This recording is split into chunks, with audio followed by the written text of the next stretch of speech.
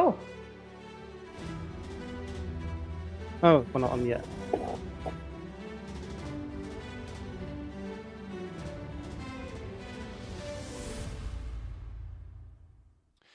Hello, everyone, and welcome to Call It Crits. We're back for another session of Dungeons and Dragons madness. I'm just going to do a quick check to make sure that everything's working. I always do this prior to the game, but for some reason it changes from second to second. So if everyone in the Discord could please say hello. That sound is good. Oh! Sound isn't good for you guys, though. I can't hear you. So... what? No, I mean, I can hear you, but the Discord isn't showing up on... It's not picking up you. So why? I don't know. Oh, no. What? So, technical difficulties. All of desktop us, or audio. just someone? No, well, it's not picking up all of you. So if Yeah. I do... I can hear them. It says you can hear them. All right, okay. Yeah. That's very bizarre. Okay. Well, thank you. Well, I mean, for some reason, my audio mixer is not picking up your sound, but you can hear them. So, okay, that's fair. No problem, as long as that's doing it on here and not on the actual title screens and stuff like that, because that's one of the issues I was having last week. Anyway, right, okay, so we'll jump straight into the session today, and we'll see how it goes, because big revelations had been made, and yeah, I want to jump into this. I've been doing some preparation for it, since I now have time off work, which is nice. Right, so in the previous sessions running up to this, the party had finished off their business in Ashenoke, where they had saved the Fea de Santra, the sacred tree in the centre of Ashenoke, and thus saving Ralgin's family business as well. However, there are some repercussions on this. The person that is doing all these horrible, nasty deeds to try and bring down the Whitewood business is still out there, still at large, and he's very, very rich and powerful. So Camden Whitewood, Ralgin's father, is going to the kingdom to deal with that. In the meantime, you guys have taken on an academic quest set by your very own academic Yarn, who's been backed a little bit by Vinvir, a fellow wizard, who has given you access to a magical caravan, which you have named the Starlight Caravan. Named aptly because it turns invisible when the stars come out, which is great for camping and not being seen during the evening. You've and as well as other things and supplies that you've been given. You made it on the road to Westra. You started travelling east to Westra. And once you, sort of on the way, you had been attacked a couple of times. Once by, why can't I remember the name of them again? Dryads, that was it. Once by some Dryads, and another by some Koreds. Thank you very much. Yeah, some Koreds. Both out of place and out of character as well, which was quite interesting. So, and then when you actually inspected the bodies, you realised that they all had a very similar tattoo of this half reef with a scythe, sort of going for a hoe or a scythe, whichever you want to call it, going through it, which is the symbol of the Gaia Moran, which is the powerful druid circle that Herion, or the Vicious Whisper, is currently in charge of, which, you know, kind of says something. So yeah, you took these warnings, and then you were visited by Yul in an astral form, who basically asked for your help when he needs it, if you would be willing to kill Herion when the time comes. Upon finding out that Herion was actually Violof's son, Violof being the archfey that kidnapped Grinx for more than half a century, then Grinx was all on board. Sal's on board because, you know, murder. And the rest of the party are pretty much on board with this. I think the only one that may have reservations would be Alar, simply because they are blood, and Alar does have a moral compass. I know that Ralgin does as well. But yeah, if the time comes, Yulda was a little edgy on the details as to why, but he did seem convincing. I think he did do some insight checks on him to see if he was something fishy about him, but he did seem rather convincing, and there was something that he wasn't telling, but maybe for a reason. Anyway, he disappeared, went back to actually the meeting that he was in whilst projecting himself, and you guys headed to Westra, where you met with the cartographer, Kai Somerled, who you managed to gain some vital information from, get some maps and stuff. Jan managed to have a conversation with him regarding the so-called footprints of the gardeners, or the footprints of the tenders, whichever one you want to call those. They have different names depending if you're a druid or whatever. Kai has different theories. He believes that it's more likely to be tectonics that's caused this, whereas the working and more popular theory is that the mountains get up and they walk around. So the mountains get up and they move from place to place, and where they walk in their footsteps, beautiful oases and oases or whatever however you say that, are born, and it's that's why they call them the gardeners, because wherever they go, it's not destruction that they leave in their wake, it's creation. Anyway, just before we finished, and I did finish about 10 minutes early, but I felt like it was needed with the cliffhanger that we got.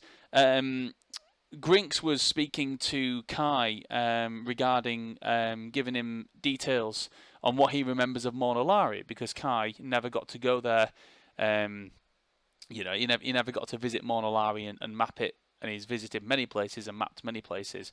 So Grinks offered his intellect on this, and Sal pulled him aside and broke the devastating news to him that Mornalari isn't gone and drowned like it was, or like people thought. It's actually very much still there. And that is where we ended the session. So that's I'm kind of picturing a bit of a dumbstruck Grinks at the moment. So yeah, we jump in there. Grinks, what are you doing?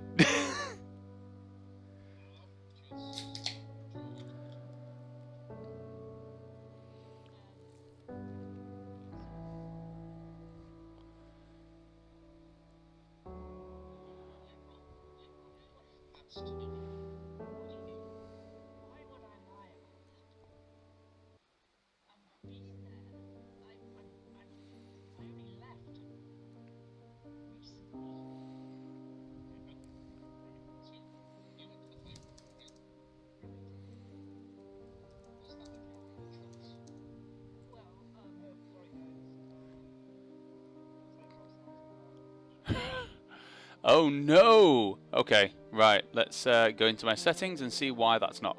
Why that's. Also, my door went. I answered the door, and once again, I have missed what happened.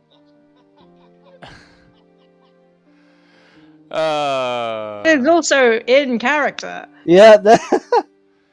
Right. It was a guy from Battersea Dogs Home. Oh really? Okay. Oh. Was it Jack? Jack Russell. It might Yeah, be. that one. So domesticated moss. Good, you can hear them now. Okay, and can you? Okay, good. I don't know why it's doing that. I will have to double check if they can be heard over the other stuff. But anyway, carry on. We'll jump again. So yeah. My nerves cannot take this. So, you went to the Feywild of your own choosing? Well, Olis sent me there. I don't think she meant to send me there, but... Right. Okay, so we know time's a little funky in the Feywild. I was Oh. for years. What year was it when you left? When I left, it was 51, I believe. What year is it now? 51. Oh, well then, Yeah. yeah, 51. The current year. This year. The current year is 2251, and that is the year that you were. That is the year that you left. You were ended up in the Feywild. So Yes, you it's weren't there been that long. A couple of months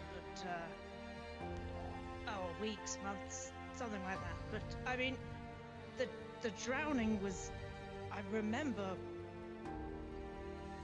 it happening. You know, it was what, 70 years ago now, almost. Somewhere along those lines, yeah. Okay, at least tell me those shit weasels of Westra are dead. No. No, they're not. They're very much still there. Not even Killis. I mean, that shit's Oh. still alive? Do you think Killis would be killed by a flood? You'd need to dunk him in acid before that bastard died. Personally, Sal, you haven't seen Killis in a while, but the last time you did see Killis, he was very much alive. I mean, it's been a few years, but the last time I saw the dickhead, he was very much still alive. Unfortunately. Out of interest, does he still have his silver teeth? Yeah. You know, maybe this isn't the time, but, he actually got some of us to promise we'd kill the person who did that. Funny story. Anyway, I'm gonna take our 5 paces back and be very alarmed at this.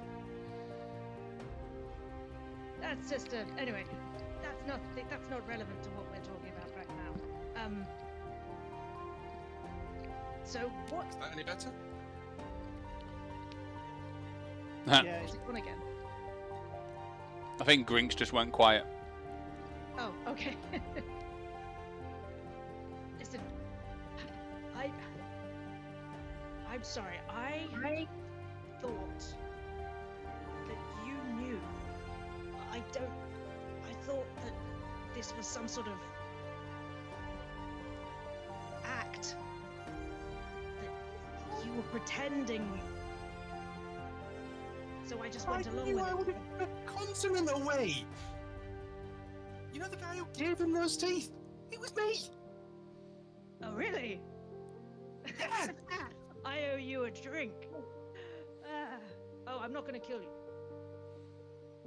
Hey. Just to be clear. But, I mean, that was kind of funny, actually. So you left Monolari this year, a few months ago. Yes. Have they got? What are they doing? How have they managed to keep this quiet? Everybody thinks they're dead. Well, we just. I mean, we've been busy. There was the Civil War, and then there was the whole thing with House Descartes. But well, I mean. Does House Descartes ring any bells, Phil? Give me a history check.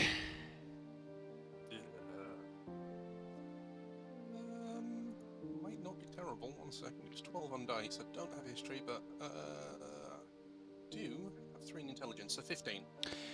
15. Yes, the name House Descartes does ring a bell. It's been some years, but House Descartes was the I want to say second most powerful house, but it was always a power struggle between the House Dracan and the House Descartes. So it was either one of them was in control and the other one was second in control, and then vice versa within Monolari. So, what's the designs? Are they going to attack Naloon, or are they just keeping a low profile? I mean, do we have to tell the kid? And I'm just going to peer into the doorway and just see if I can get a bead on where Raljin is. Well, I think we definitely need to tell the kid. I definitely think we should not be telling a cartographer how to get there. I wasn't going to tell him how to get there, I was just going to show him the city. Now I've said I'm going to do it, I don't really want to piss off a sorcerer. But, Look, okay. We I'll need make to talk some to the changes. Yes, I mean, don't tell him where any of the entrances are. Oh no, I was just going to show the city with the bridges in. I wasn't going to show any of the other locations. Literally just going to be the city map. One thing you will know, Sal, is a lot of the main entrances that enter the city no longer exist. A lot of them are subterranean entrances now. A lot of what were really trade entrances or entrances that went straight into the Underdark, and it took miles and miles of traversing the Underdark. Those are now the entrances, whereas the main entrances that basically used to go up into the Arachasm, which was the canyon which it was built into. Those entrances are gone because they are flooded. But yeah, a lot of the main entrances, yeah, they're gone. Yes. But listen, look, we need to tell Brelgian and the others that it's there. Yeah. Just I for mean, the basic reason that if there's people who think it's not there but want to know about it, there'll be people who want to go there. I mean, we're heading into a mountain and up a beholder's arse crack because Rian wants to find something that does stuff to mountains. if I'd have known Morna Larry was still there, I wouldn't be going anywhere near the Underdark. I mean, Oh god, I just thought this place we're going is in the Underdark. oh. It's. Oh. I was getting away from Ashen-Oak. I didn't care where to. Now I really care about not going to the Underdark too.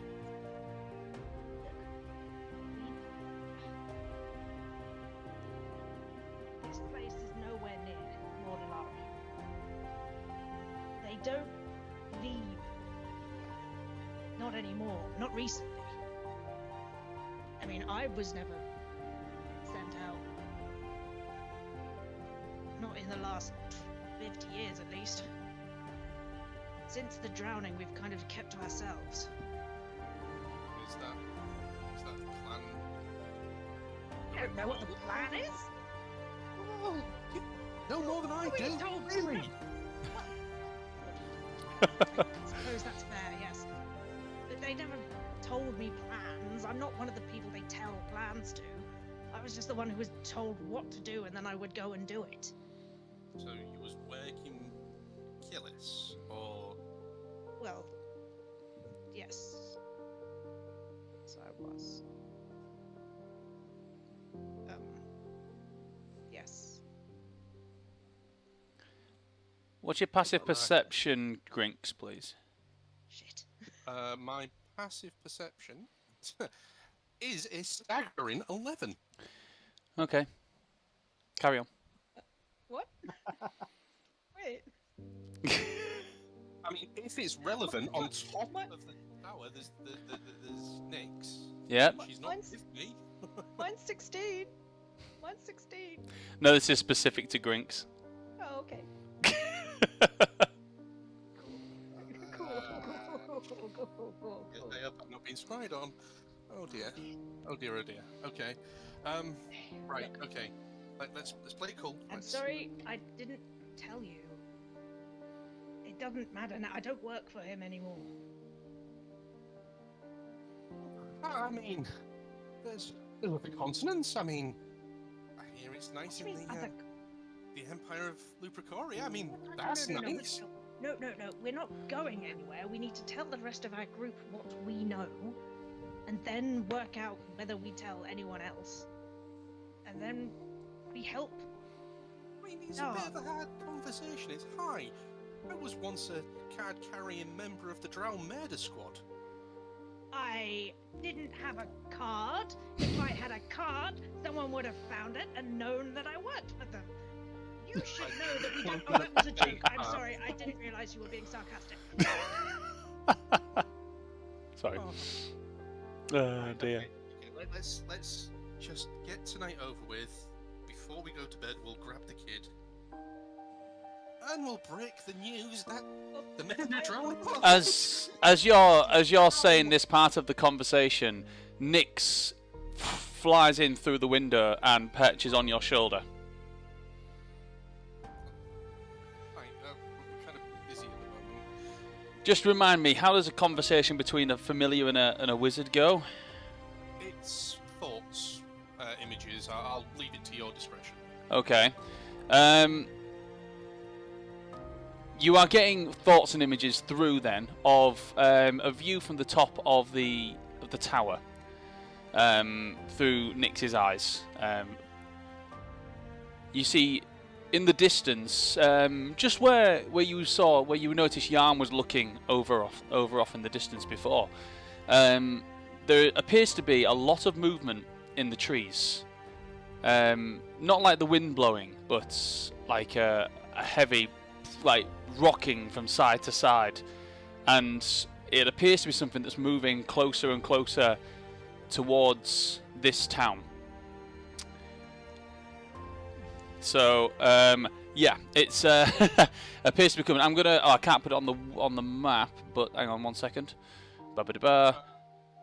So I can't move it. So it's coming from the mountains area, so like from the footprints. So we're currently in Westra.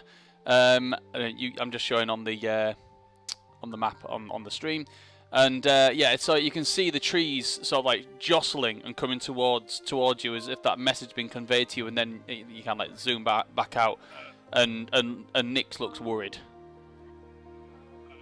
We're gonna have to put this on hold. There's something coming, Okay, and I'm gonna just. Stop trying to change the subject. No. We've been attacked. What? We've been attacked. Yes. Come on. I'm gonna head back into the room, and I'm just gonna. Gesticulating towards the direction of where it is, and just saying that to the. As you go in there, Kai's already looking out the window, and he's staring out towards the same sort of the visage, and it's actually getting closer and closer. He looks, and he kind of waves everyone else over. Everyone else is up there, aren't they? So he kind of gestures other people over. And it's hang on, sorry, I've got that. There we go. Do you see that? Do we? You can see it. Yeah, it's not. You don't even have to roll. You know, you can see the trees jostling in the distance. But if you would like to show me make out what's doing it, you can certainly all make perception checks for me. Oh, that's a Natural good roll. 20. 25. I was one off a natural 20. And Without a gam, am I here? yes, you are there. Yes. 19. Don't want to say. What'd you get? Well, it's not a nat 1, I've got a 2 on the dice. Oh. What did Yarn get? Oh, a natural 20. Nice. So everyone apart from Raljin, as you're staring, Are these butter biscuits? They're really yeah. Yeah, everyone apart from Raljin, even Link sees it and is trying to point you. He's like, stop looking at the biscuits. And you see what appears to be something made out of stone, almost like the head of something and the top of shoulders, coming closer and closer towards the walls of the town. It breaches through the tree line and just kind of like pushes the trees aside and bends them to the side before pushing through, and the trees kind of snap back. And you see this gargantuan creature. It's currently it stands on 2 legs, 2 massive arms, quite a smallish head, very mossy, sort of like green in the cracks. No particular facial features at all, but it is easily half the size of the tower that you are currently in. It then steps forward, and I'm not saying this is a walking mountain. It's much smaller than that, but it certainly looks terrifying as it begins to stride towards the town and towards the town wall. You notice there's 2 guard towers that appear to see it coming. They turn their mounted crossbows towards it and fire, and they just ricochet off the body of this thing. You notice just coming behind it, there are 4 treants as well, which just emerge out from the tree line and follow in its wake, almost in a formation of a V. And who rolled natural 20s? Yarn and Grinks, was it right? Yeah. So Yarn and Grinks, just for you two, in the distance, really far off in the distance. And Yarn, this is a big point for you actually. You'll notice the place of where this is, just above the area that you were about to head to, which is the oasis, or where the first footprint is. You can see what appears to be a bird. At first, you almost dismiss it as a close bird. However, this is quite a way off, and for this bird to be in the place that you now know it to be, it would have to be gargantuan, a huge bird. I don't know what happened to my music. Am I able to identify it? Yeah, I'll say give me a nature check. 1. No, you can't identify it, but Grinks, you can try if you like. Okay. 7. No. No, it's just a massive bird. The bit that, and it's kind of like flying and sort of like hovering over this area. The bit that strikes you the most is that it looks like there's someone riding it. It's not moving towards you, but it is hovering in place in the distance. Okay. Do you know what this is? And I'm going to cast Minor Illusion with kind of like an oil painting facsimile of that with... I know it's off in the distance, so it's just a silhouette of a rider. Okay. Are you asking me? Yes. Okay, let me do a nature check. It's very rudimentary because it lacks detail, so it's going to be a higher difficulty, but... That's more like it. Hang on.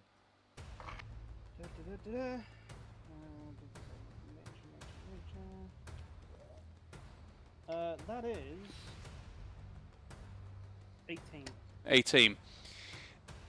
He shows you the image, and it looks like a bird. He then points in the distance and shows you where that is. That's a rock.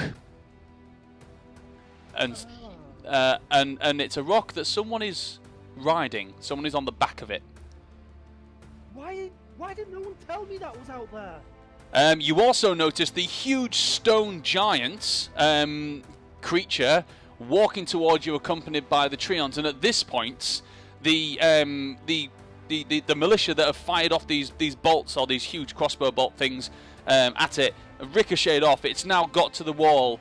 This creature is now just taken its hand and pushed down onto the wall, broken through it, and is now marching towards the tower that you are currently in. The treants are pushing through. You do notice actually the militia fire a few bolts at them, and 2 natural 20s? What? I'm never going to roll that again. I'm never rolling that again. They take... Jesus. I'm never rolling that again. I'm sorry. That's amazing. I'm gonna have to take a picture of this. Hang on 1 second. Oh, I've knocked it. There we go. I'm gonna have to take a... Oh, that is insane. Good job those guys are there, and that therefore we don't have to fight at all. Anyway. All of these enemies are already dead. They take out one of the treants. One of the treants takes... and it kind of goes to the ground, yet the others are bursting through. You now see there's a commotion in the streets below. You're quite far out from this. It's probably about 300 feet away from you. However, this commotion in the streets, people are running, trying to get out of the way. They're stepping. This huge gargantuan creature is stepping on buildings, just crushing them. Probably people in them, you don't know, but you kind of hope not. And it is making its way towards you at the pace of currently probably around about 50 feet every 6 seconds. Yeah, guys, what would you like to do?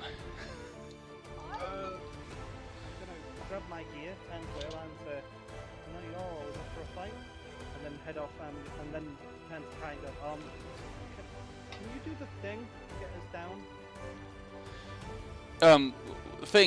Yes, of course. You want to go down there? Both. You think that any arrows are going to do anything against that thing? I'll take my chances. Unless you've got a better idea. We've had a rest. Right there, why don't we leave? Yes, you've rested. He says, it's coming towards us, isn't it?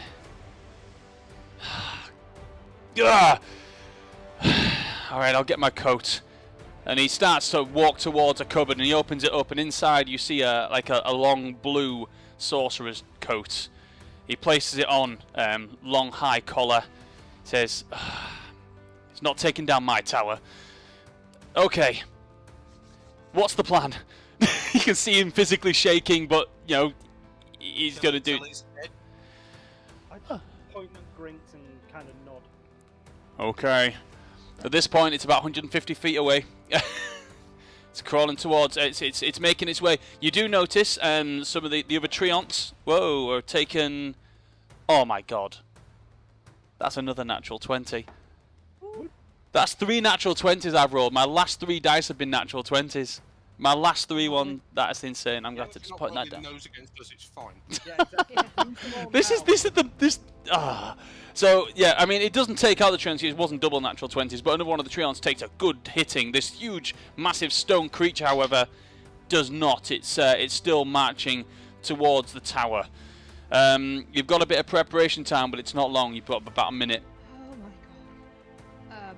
I think that Sal is just a little bit shell-shocked and is just staring at this giant because they've not really seen anything like this.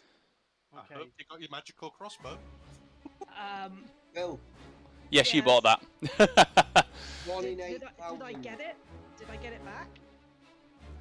Well, yeah, you've got your crossbow. Yeah, you'll say that. Yeah, I know. Right. I will draw my acid crossbow. Okay. Right. So at this point, you see Kai. He heads on over to the lift, and he makes it kind of rises up and says, "So we're going down." I mean, we're going down. Yeah, why not? I'm gonna stay up here. I think if I have any chance, I can maybe get in a few good hits from up here.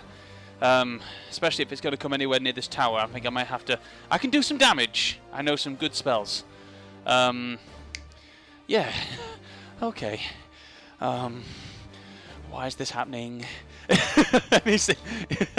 Did you think? Did it's not following you, is it? We don't know. Knowing our luck, we got dryads, we got koreds, and I think this is the 3rd wave. You know what? And how today's tracking out, it wouldn't surprise me. As you- It's been one of those days. As you say that, you feel as the whole tower just shakes. Everyone, give me a dexterity saving throw, please. Okay, right, dude. It's not double nat 20s, Okay. but 1 for me, 1 for Lynx, double 18s. Oh, nice, nice, 19. 16. nice. So with my dex bonus, that's 20 lots. Okay. I rolled a 3. Oh, Olaf falls. I also rolled a 3, but I have +6, so 9. You fall. As it kind of shakes, you guys just fall flat on your asses. Everyone else manages to keep your balance. Kai falls on his ass as well. He gets himself back up again and says, "Oh shit." He looks down and you can see that this creature now has hold of the building and is beginning to shake it from side to side. Down now. And I'd like everyone at this point, we're going to go into initiative order. So roll for initiative, please. I don't want to. By the way, this For anyone that might be watching and wants to look at stats, because you guys can't, but people that might be watching, this is called an Ogremoth minion, so it is half the normal stats of a usual Ogremoth, Ogremoch, but What? yeah, an Ogremoch. Anyway. Oh my god, this dice is going in dice jar. Anyway, so Grinks, what did you roll? 7. Well, you're not going last. 7. 7 for Grinks. You know your last initiative was 24, so 7. Yeah, no. Ayla, what did you roll? Ayla. You may be on mute, dude. I'll go to Yarn. Yarn, what did you roll? 9. 9? Oh, guys. Oh, shit.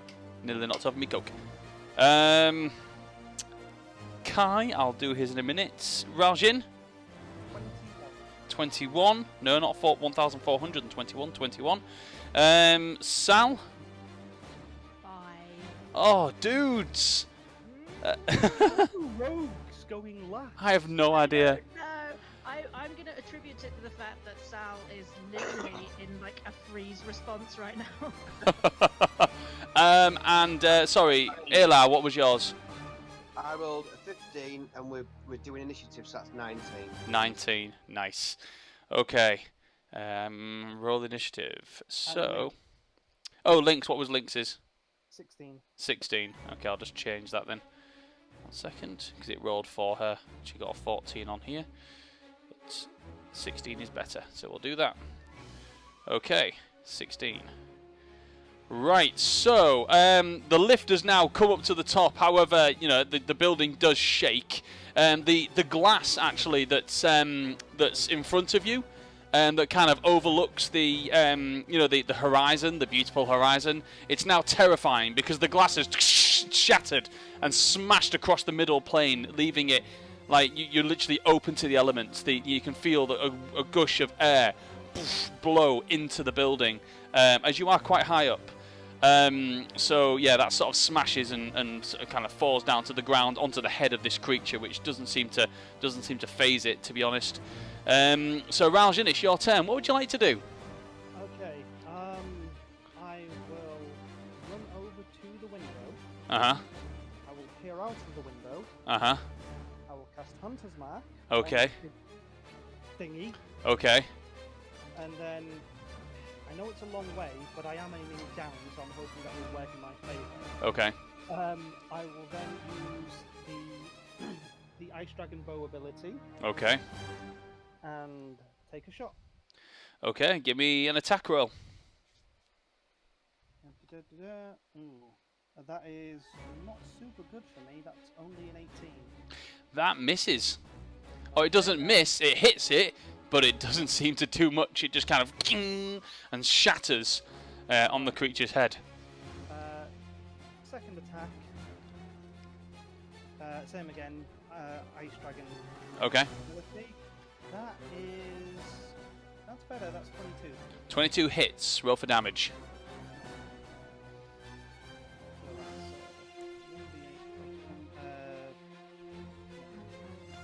I brought it down. I have brought it down.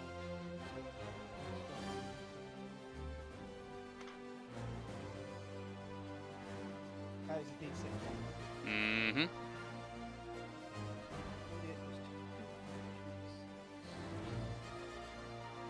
Right. So that is 14.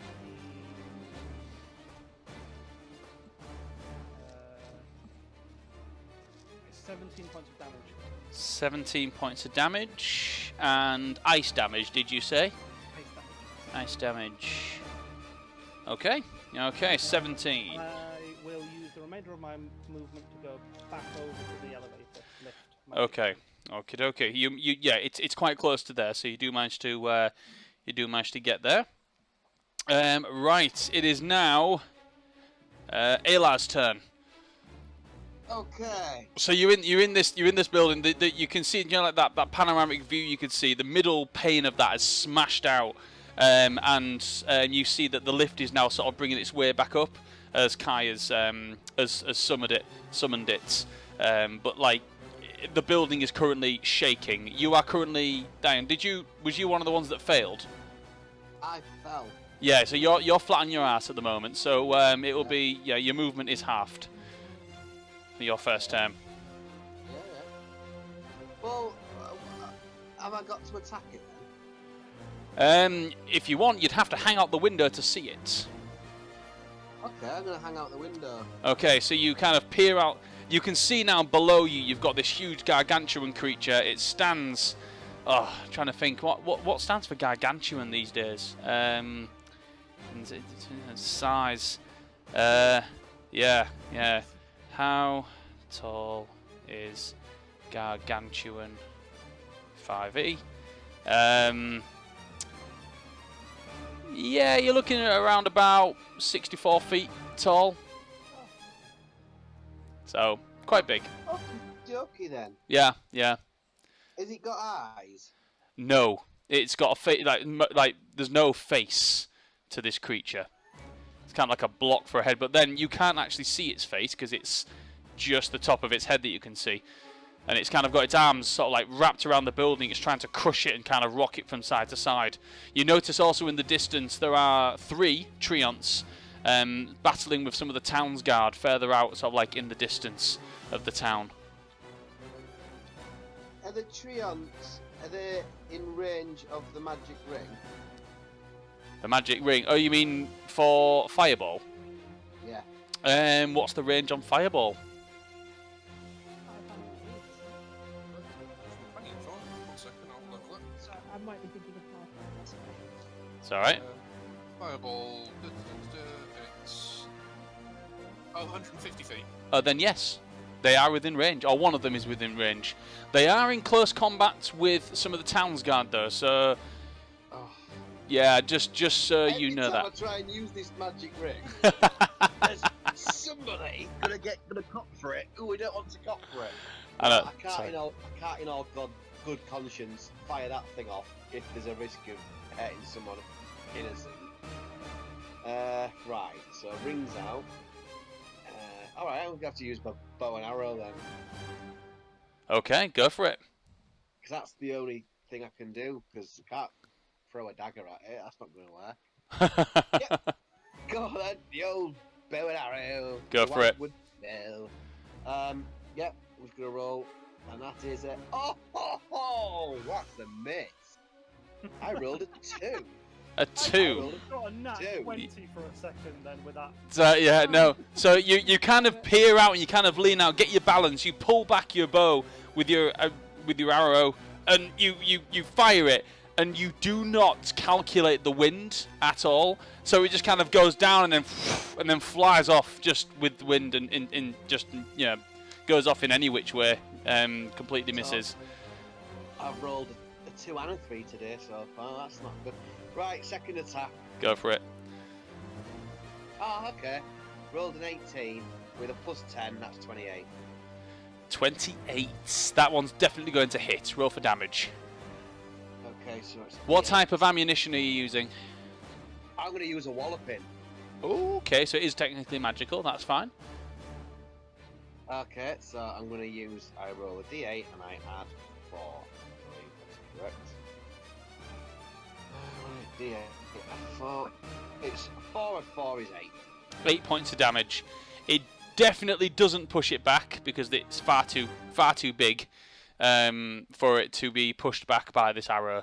But it seems to make an impact. Some of the stone from the top of its head kind of breaks off and falls to the ground. You do notice now at the bottom of the tower you can see. Like some of the more of the town's garden, like different militia kind of coming in from the sides in their armour and with rolling in some of those massive. I'm trying to think about what they're actually called, but big massive crossbows. And pardon? Ballistas. That's the one, massive ballistas. You can see them sort of bringing them in. They've got like chains attached to them, so you can kind of guess that they're going to fire it at this creature to try and pull it backwards. but some of them are sort of like firing off like arrows and things at it, and it just seems to be ding, ding, ding, ding, ding, ding. That's the one. Thank you, Moss.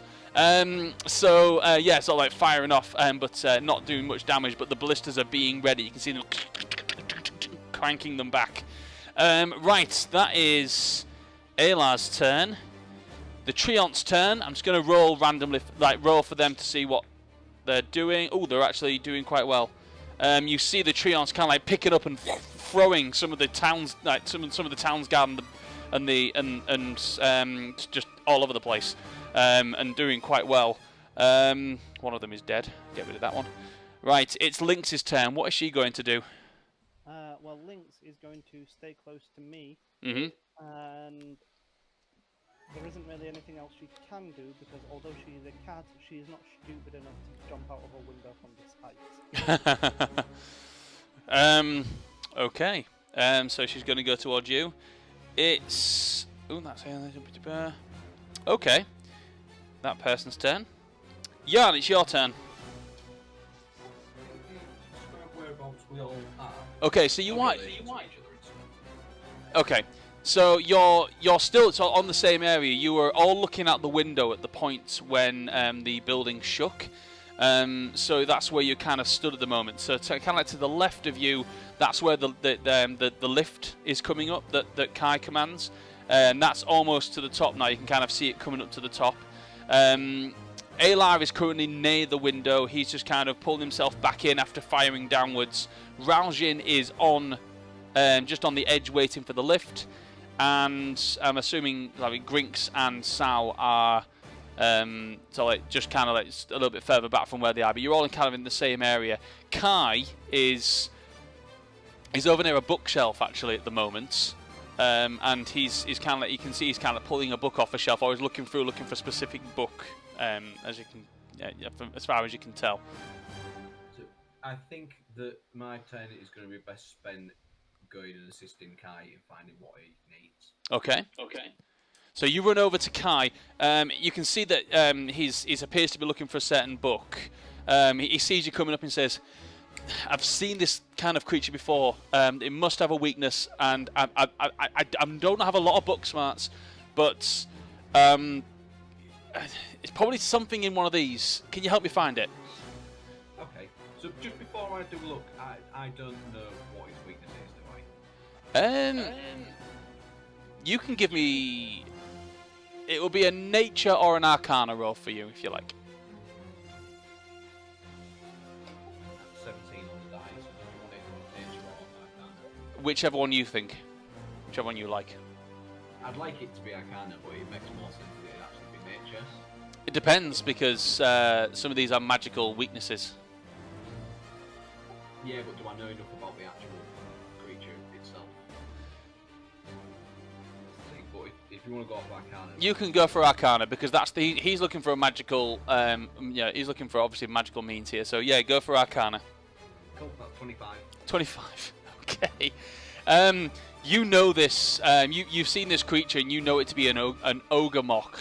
But it's much smaller than the ogre mocks that you've heard of before. It looks like it could be in its infancy. They tend... One thing about ogre mocks is they get stronger the older they get, and some... Yeah, according to some of the stuff that you've actually read, ogre mocks are what some people believe to be the infants of the tenders of the garden. However, their people believe that they take millennia to grow to their full adult size to be described as walking mountains. This is much, much smaller than what one of those would be. And this at this age, they would have their main weakness would be the fact that they've got see you later, Moss. They've got a premature cavity on their chest, which means that the best way to get to it would be to get around to the chest area and attack it from there. It's where basically where its heart is. So that's what you would know just from your book smarts. Okay, so I'll just stop mid-sentence, like it's just dawned on me that I actually know the answer to what I'm looking for. And then for the rest of my turn, my try and get everybody's attention and say, you need to go for the chest, that's the weak point. Okay. Is that going to be the whole of your turn? Yeah, the action would be that, wouldn't it? So I can't, Yeah, it would be. Any spells or anything. So Yeah. Okie dokie. Right, so you all hear Jan say that. You need to go for the chest. That's the weak points. So, Grinks, it's your turn. What would you like to do? Oh, off the back of Raljin saying Lynx isn't stupid enough to jump out the window. You mean Grink? Yeah. Yeah, Rinks is gonna kiss his ring and use the stored spell Melts Minute Meteors. So I've got 6 meteors, tiny golf ball size meteors floating around me. Okay. That's my action. Okay. I'm gonna jump out of the window and I'm going to fall between myself and this big shag nasty. And bonus action, I'm going to Misty Step towards his chest. So if there's a cavity, I'm going to Misty Step into the cavity. Okay. You need to be able to see where you're Misty Stepping to, don't you? I do, which is why I'm dropping in front of it. You wouldn't fall fast enough to get to there. It's the distance would be too far. Sorry? So, I mean, what's falling speed? From what I'll say is, because it's wrapped around the building, it's so close to the building you wouldn't get in between to get there. Okay, in that case, then, if I can't get a clean shot, I'm going to go onto its shoulders and try and parkour myself down. Okay, so yeah, you after saying that, you see Grinks run. He casts Mouth Magic Midges. They circle around and then woof, jumps out of the broken window down towards the creature. See him falling, and then you Misty stepping onto its shoulders or on top of its head. Which one? Well, I'll save Misty Step for if I fall, because that's a bonus action. You are going to take a lot of falling damage if you just land on it. Okay, so I'll Misty Step onto it. Okay, the only way you're not going to take 4 damage is by doing Misty Step, because it's still, what is it, the building that you're in, 500 feet, this thing is about 70 feet, so you're still falling a long way. Okay. So yeah, I'll use Misty Step to get onto its shoulders then. yeah. So you... We almost had we're basically... yeah, it was, without a battle map, it's hard to sort of like convey Yeah, I thought it was sizes and bigger things. than Yeah. What you were saying. To be honest, it's probably more, thinking about the way I'm picturing it, it's probably more 100 to 120 feet tall, this creature, to be honest, but rather than 60, 70, but still, it would be a lot of fall damage. So, yeah, you fall as far as you can go, and then you Misty Step and land on its shoulders. You are currently on the creature's shoulder. Can't do anything else this turn because that's action bonus. Yeah, action, that's so- everything. Okay, Sal, 'tis your turn.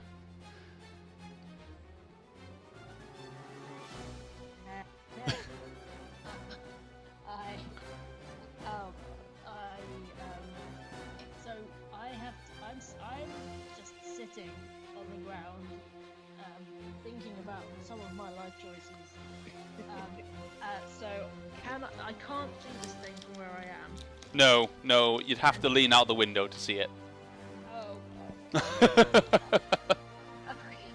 Can I actually get that far with only half movement? Okay, so I will get up and go to the window and look down and fight the urge to vomit and get my bow. And first of all, I'm going to use insightful fighting. Okay. So I roll insight against this thing's deception and hope that it's got a terrible poker face. It's got... it gives nothing away, but... Oh my word. Actually... you might lose this one. Anyway, go on. Really? You've definitely lost this one. Oh no. Go on, what's your roll? It's 28. Oh no, you've. Oh wow, jeez, that's a battle and a half. Okay. I rolled a 19, and I have crazy good insight. Okay, they rolled a 19. And because this thing doesn't have a face, it is insanely hard to read. It has a charisma of +6. It rolled 25. So yeah, that could have been. So you succeeding. That was quite legendary. Well done. Oh my god. I mean, I'm not very good at some things, but the one thing I'm good at is reading apparently big rocky guys. Yeah. So I look at this thing and go, oh, I see, and then I try and shoot it with my acid bow. Okay. Watch me roll a 1. Oh, that's not good, so I'll probably still miss. Oh yes, I'm definitely. That's only a 15, so I still miss. Okay, yeah, 15 does miss, sadly. Yeah. Okay. Cool. And then I Hang on. spend the rest of my. Did action you flying. roll with advantage? Oh, do I roll with it? I think the idea of insightful fighting is that I get sneak attack even if I don't have advantage. I don't think it gives me advantage. No, but what I'm saying is, don't you get sneak attack, or don't you roll with advantage if there's someone within 5 feet? Oh, yes. Yeah. Yes, I I'm do. on. Oh, Brinks, you legend. Oh, that's so much better. Oh, yes. Okay, that is a 24. That hits. Roll for damage. All right, so I roll a d8 for the bow, I roll a d6 of acid damage, and I roll an extra 4d6 of sneak attack damage. Nice. Yeah. Oh, that is a mixed bag. Oh no. So that is 18 points of damage. 18 I rolled 2 ones. Okie dokie, that's fine. 18 points of damage. Sweet. Right. And that's me. Okay. It's now its turn before Kai's turn. Hang on a second. Oh wait, no, Kai's had his turn. He was further up, sorry. So it is its turn. So, yep, it's going to use its 2 attacks on the building. And it's a siege monster, which means it deals double damage to objects and structures with melee and range and weapon attacks. So its first attack, it's grabbing hold of it, so that's definite damage. So it's going to deal. Where am I? I'm not going to say how many, because it's depressing. Where's those d10s? There we go. Okay, 9, 18, 20 points of damage to the building. First time. So I have HP for the building, by the way. Next attack, straight on the building, because it's got hold of it, it's automatic. Oh, that's a lot more powerful. That was 18, 23, 29 points of damage. So, let's take a 30. Okay. Or anything one. Okay, you notice one of the other glass panes that you're next to, actually, you're actually closest to Aylar and Sal. It shatters out of its frame, and you kind of get rained on with glass a little bit. It doesn't do any damage, but it kind of rains upon you at that point. Right. Okay. That's going to be its turn, and we're going back round to the top with Raljin. Okay, I guess the lift's not going down, so I'll run back over to the window. Mm-hmm. The lift is on its way up, and it's just about to make it to the top, but it's not quite there yet. Okay, so I'll do the same again, another 2 ice arrow shots. Okay. You did not put a limit on how many times I can use it. I didn't. No, it doesn't have a limit. Right, so the first one... I'm pretty sure it doesn't anyway. First one... dead 20. Dead 20 hits, just. So that is... not fantastic for me.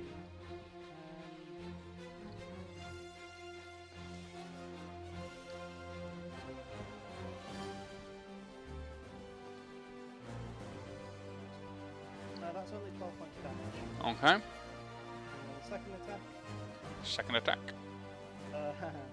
Yeah, that is a dirty 30. A dirty 30. Yep. Dirty 30. Okay, yeah, roll for damage. How do you get a dirty 30 without getting an actual 20? Because of the fact that you let me take archery as proficiency and gave me those proficiency gauntlets that yes, were allowed sir. to stack, plus my dexterity bonus. Yeah. Yeah, The braces of archery are pretty good. Yeah. I get stupid amounts of bonuses. Alright, so that is 16 points of damage. 16 points of damage. Nice. And then I'll go back over to the lift and be like, come on. You know, when you're you're waiting for a lift and you're in a rush, if there was a button, rather than just be pushing the button over and over again. Come on. Okay. Kai is going to turn to you, Jan, and just say, right, okay, we need to get close enough to it to do the damage. What you're a damage dealing wizard, right? Not exactly. We need something to lure it away.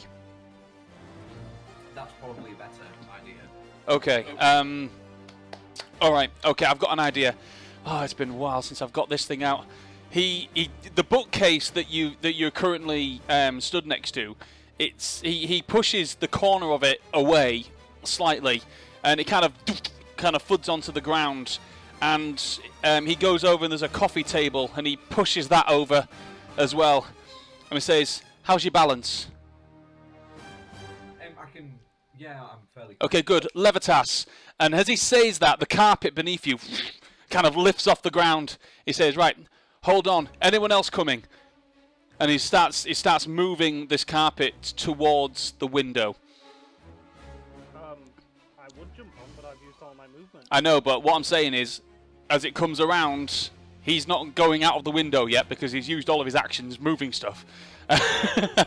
So you've got that option if he's going. So the carpet is moving towards the window. Right.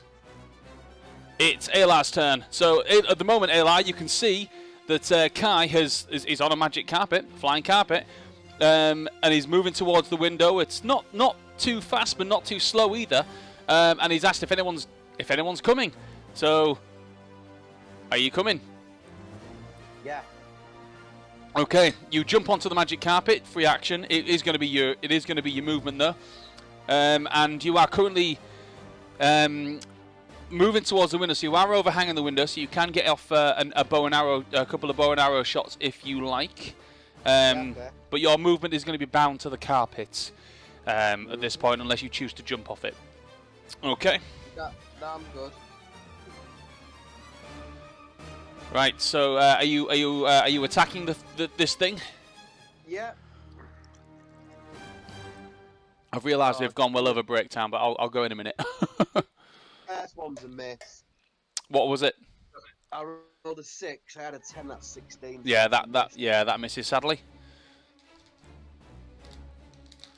Oh, the second one's a miss.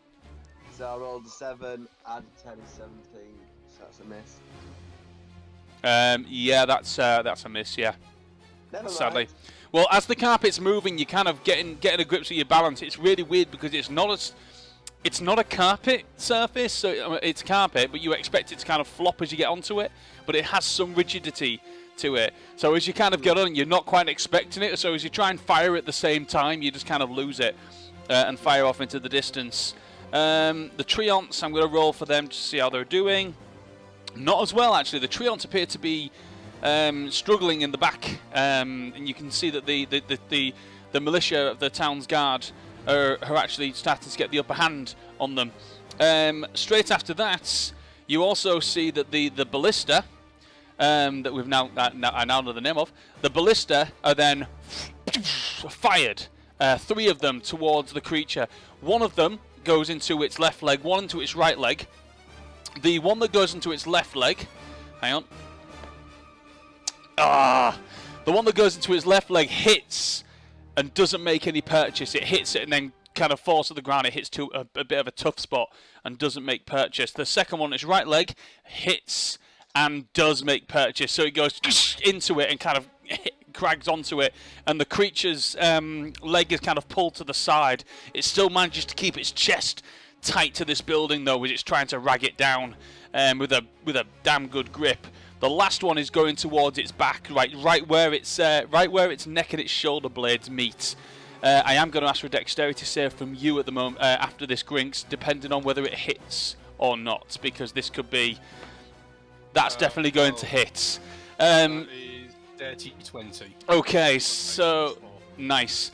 This one it fires up towards the back of its neck. And it goes into the back of its neck. You see it break out through the front, where it's like its esophagus would be, and then pull back and lock into place, and pulling this creature's head backwards. It's still holding tight onto this building, but it's being pulled backwards, and you can hear the chain struggling, ding, ding, ding, ding, and you can hear that actually because you're quite close to it, the tension on the chain. As it's pulled backwards, and the creature making some sort of noise, whether it be pain or frustration, you're not entirely sure. It doesn't have a mouth, so. Yeah, that's what you're seeing. You do manage to keep your balance. You can actually kind of grab hold of a protruding rock on its shoulder and keep your balance, and you're all right. And what I'm actually going to do as that happens, and it's being pulled back and held into place, and the militia have the upper hand on it to try and hopefully give you a hand. I'm going to go to a break, and we'll come back and we'll finish off this fight when we return. Is that all right with you guys? Yep. Okay. So yeah, for anyone watching, I don't know if Moss is not there, but yeah, we're going to take 10 or 15 minutes break. Grab yourself a tea, pee, hopefully an okay. This one there might be. And yeah, we'll come back. We'll come back soon for some more fun. Oh, sorry, you're just on mute. Guards. Go. Yeah, I'm here. All right. Oh boy. Here we go.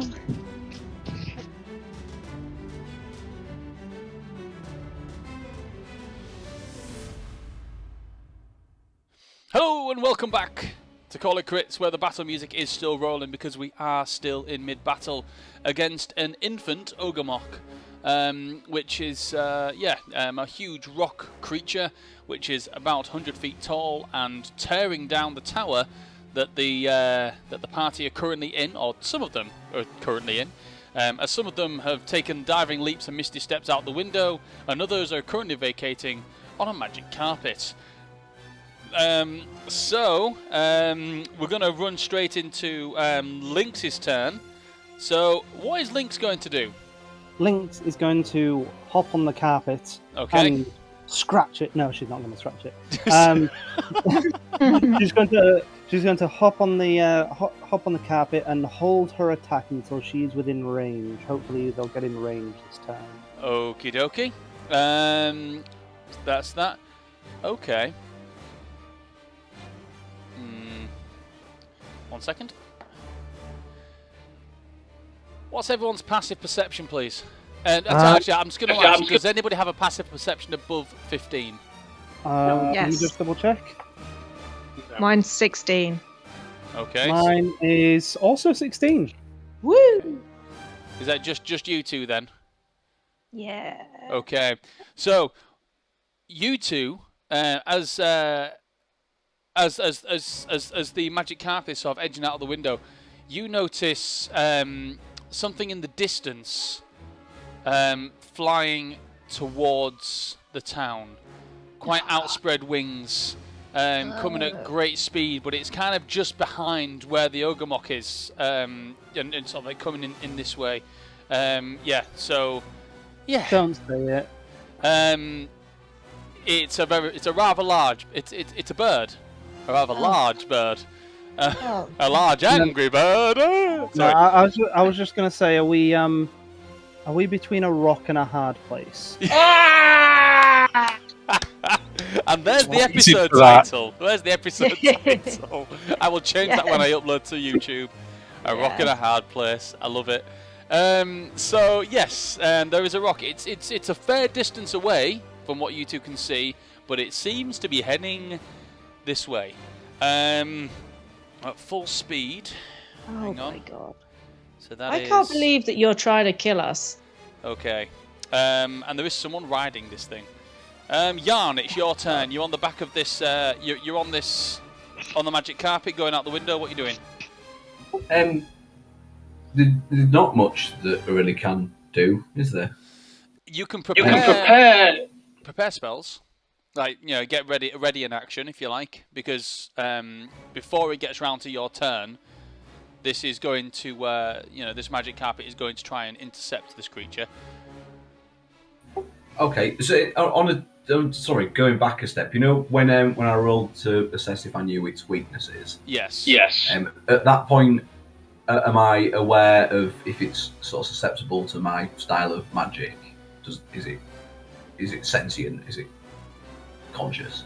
It is sentient. So it is a sentient, conscious creature. It does not speak any languages that you would understand, unless of course you speak Terran. So it is a sentient, conscious creature. Okay, so for this turn, I want to attempt to cast Phantasmal Killer on the creature with the specific intention of trying to make it think that the building that it's currently pounding against is getting hotter and hotter and hotter and turning to lava, so it doesn't want to touch it. I like that. That's really good. So what's the save on that, please? 1 second.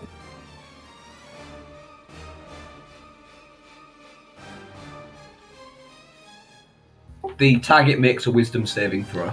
Wisdom saving throw, it rolled 14. So I'm guessing that's a fail. That is a fail, yes. Okay. So the creature, as you cast this, as it's got its arms sort of wrapped around the building, and it's being pulled backwards by this chain that's pierced through its neck and through its right leg, it actually. There's no look of fear because it doesn't have eyes, but you notice it kind of let go of the building. Anyone else from perceiving this will probably think that it's just pulled backwards by the chains, but to you, obviously, Jan, you know that you've done something to this creature that's made it scared of what it's currently holding on to, and it lets go, exposing it. It kind of takes a couple of steps backwards and it is open, still within range of the building, definitely not 5 feet because of the size difference, but its chest is definitely exposed and away from the building. Okay, that's a good turn. Well done. Just clarity there is, the component of that spell where the target becomes fearful of me. Yes. Are we retconning that because I was trying to make it frightened of the building with the lava, or is it still frightened of me as we're now travelling towards it? You make it see its worst nightmare, which to a huge rock creature, lava would definitely be its worst nightmare because it's one of the only things that can instantly kill it. So that it would definitely. I mean, how would you want to ret that? Do you want it to be frightened? Well, no. I think as the words is written, it would definitely be frightened of you. You would be the main focus of the fear, but you did make it see the building heat up and turn to lava and begin to collapse around it. So that's what you made it see, but you are what it's scared of, if that makes sense. Yeah, that's fine, but it might not notice us going towards it anyway, will it? Not yet. You're kind of above its head at the moment, so you're not within visual range of it anyway, because it needs to clock you. I just want to apologise to the rest of the party for when I get us swatted out of the air by a giant half ruin everything. Well, if it She could get squinted. If it fears you, it won't do that, because it won't attack you. It won't go. It can't go towards you, as the stats of from what fear states. So, yeah, nice. Grinks, it's your turn.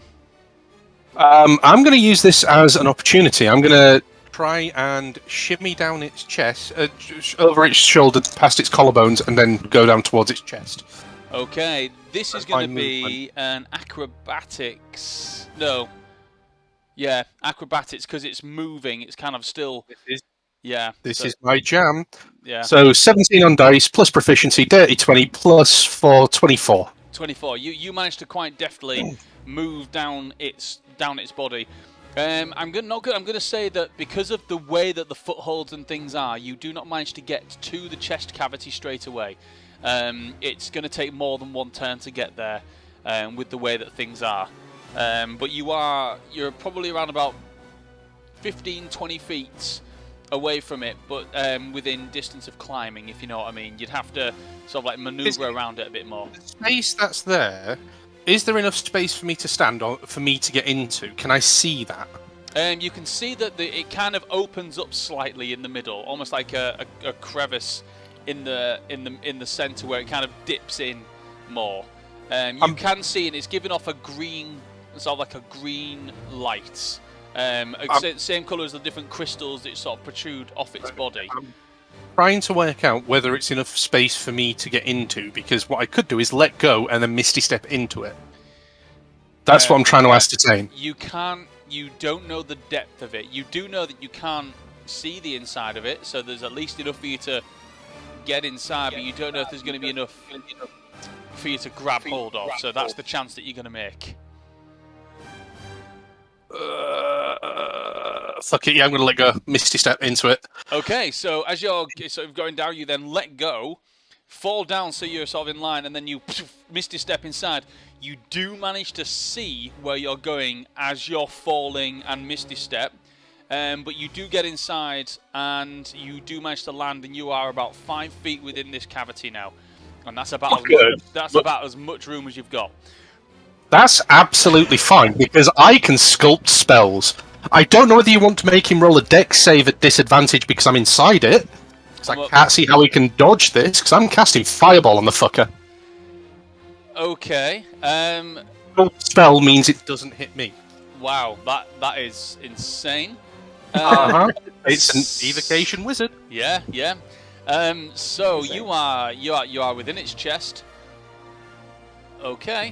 I don't know how you want to rule that, because technically it's a dex save, but I'm inside it.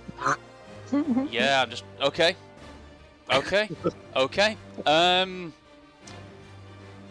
Roll Fireball.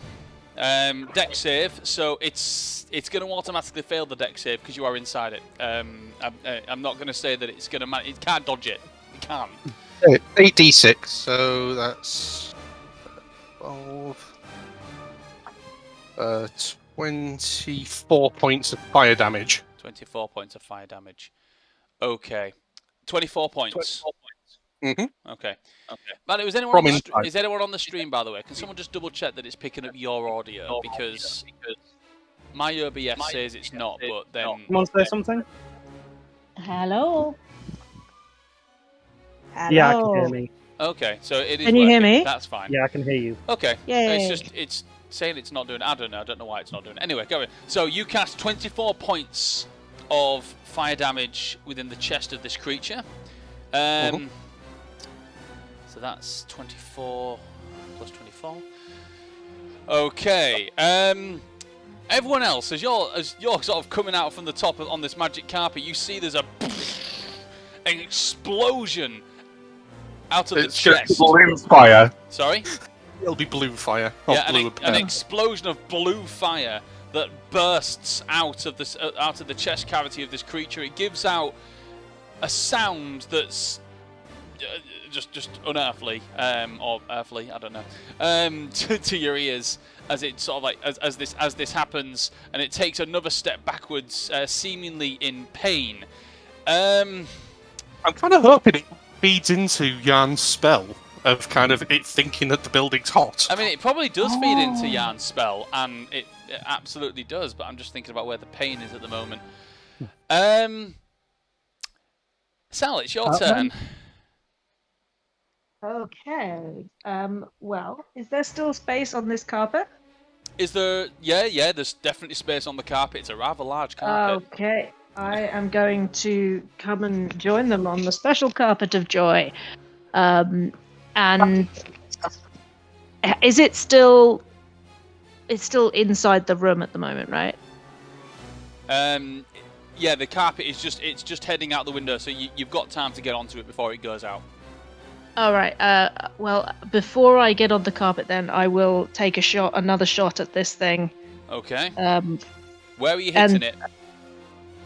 Well, I'm not gonna.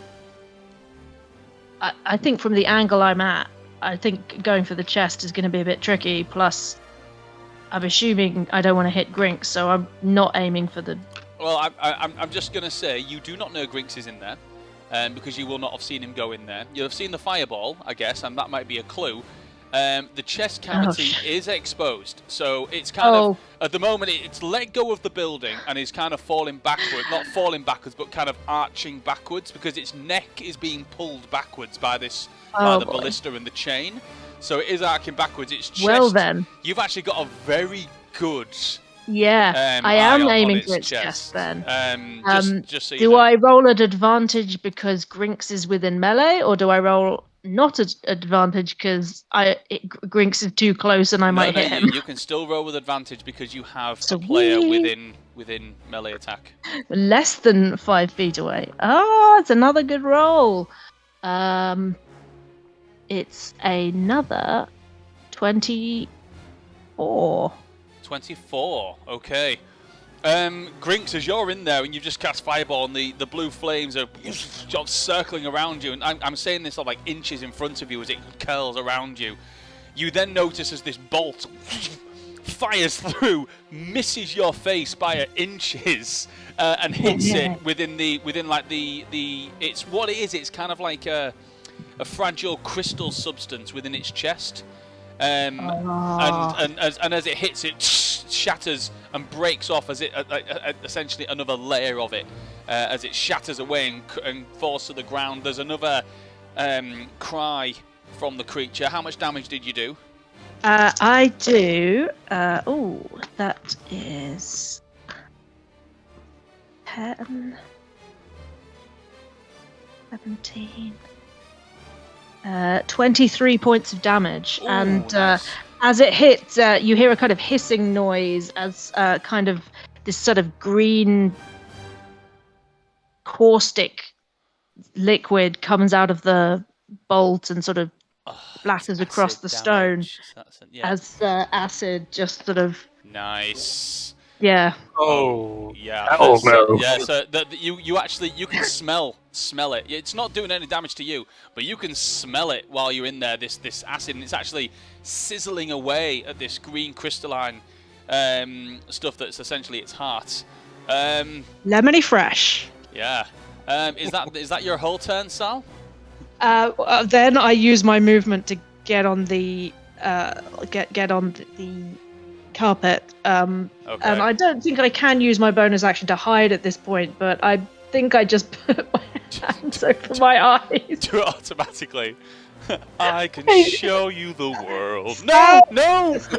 Sal is having just not a great time right now. They are freaking out. Okay. Right. You're gonna hit me, Jay. Right, okay. So, I mean, Jay always kind of puts his characters in positions where they can die anyway. He always seems to survive. You just set this creature's heart on fire. The first thing it's going to do is bring its hand across, and it's going to try and grab out whatever's in there. So... Nope. That is a... 14 plus... That's a 28 to hit. So as you've set this thing's heart on fire and you're kind of still hanging on within this creature, this hand comes around and reaches within and smacks you against the side of this small crevasse that you're in. 28 to hit. You take 1, 2, 3, 4. Hang on. That's not too bad. That's 8, 15 plus 8, 20. Hang on, 23? 23 points of bludgeoning damage from that one. So join us next week for the return of Korvax. Oh, no. The next one, that is 23 to hit. 1 second. 5. No, I can't. Even with shield, shield gets me 1 under. So no, I can't do anything about that. Oh, that's worse. So that is 10. Oh no, so there's a couple of ones in there. 11, 12, 18. That's my health in 1 hit. So 18 plus 8, 26 points of damage there. So in total, you took 23 and 26. So that's 15. Sorry, 14. 40. So How much? Sorry. 14. Hang on. 20. Yeah. So 49 points of damage there. 49. Okay, I'm almost out. Okay. I am Oh my god. Yeah. Oh So my am- god. and you can hanging see. by a thread. So you guys can actually see now that it's attempting to grab whatever inside its chest, rather than trying to grab hold of the building that it thinks is on fire. This also puts its chest cavity at 3/4 cover because its hands are there. That's going to be its turn, and we're back around to Raljin. The carpet is just moving out the window. Okay. Right. I'm not going to go for the cavity. I'm going to go for the hand, the bit of the hand that I can see. Okay. And So both of its hands are kind of over its chest. Yeah. And you can see the fingers kind of going into the chest cavity. So I am going to. I'm going to try something. I don't know if this will have any in-game mechanic effects, but it'll be fun if it does. First off, I'm going to hit it with an ice arrow, hopefully. Okay. That is 30 again. 30 hits. Jeez, man. I don't think Raljin can miss. I think. No, I can. I have to roll stupid low, but I can. So, ooh, that's good. So that is 9, 13, 15. 15 points of damage. Okay. And then, so I've just hit it with a nice cold ice arrow, Mm-hmm. blazing bowstring. Ooh. Okay. Nice. Go for it. I'm gonna put a set. I'm not gonna say how much, but I'm gonna say how much damage this needs to take, for it to do what I'm gonna write down how much damage it needs to do. Okay, so that is a dirty 20 to hit. That will hit. So that is 1d6 plus 1d8 plus 1d10 of fire damage, I've written down the threshold on my piece of paper. and it's just the d10 that's the fire damage, isn't it? Just whatever the damage is. Okay. I mean, it's the D10 that's the fire damage, but Yeah. just whatever the total damage is. Okay. Oh, thank you. So that is 23 points of damage. All right, 15 plus was the threshold. Whoa! So as you fire down one of your arrows and it shatters right against it where its wrist would be, and starts to freeze and crack. You then pull back and you cast the blazing bowstring and you fire a second arrow down. It hits in exactly the same spots, and the pressure just manages to and cracks, and its arm falls down, leaving the hand there. The hand eventually loses grip and falls to the ground. The creature lets out another painful wail as its hand falls off, and you've kind of loosened it there a little bit. One of its hand is still there, but that's hurt it. Nice. Yeah, rapid freezing plus rapid heating. Yes. Very nice. I like the rule of cool. Cool. Kai is going to look at you and go, "Do more of that." He's going to He's going to first of all move the magic carpet out, as everyone seems to be on board, and he's just going to say, right, hold on tight, and he's going to do a dive down towards the creature. And yes, I'm fully aware that I am playing as Kai, who is a wild mage, but I love playing as Kai. He's one of my favourite player characters I've ever done. So he's going to cast. Let's have a look. Ooh. Yes, he is. Okay, I just need to look at the stats for it because that sounds really cool. Okay.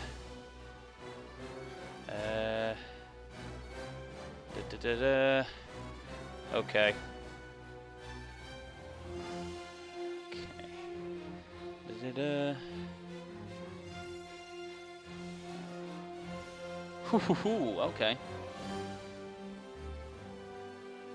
So he's going to cast Delayed Blast Fireball.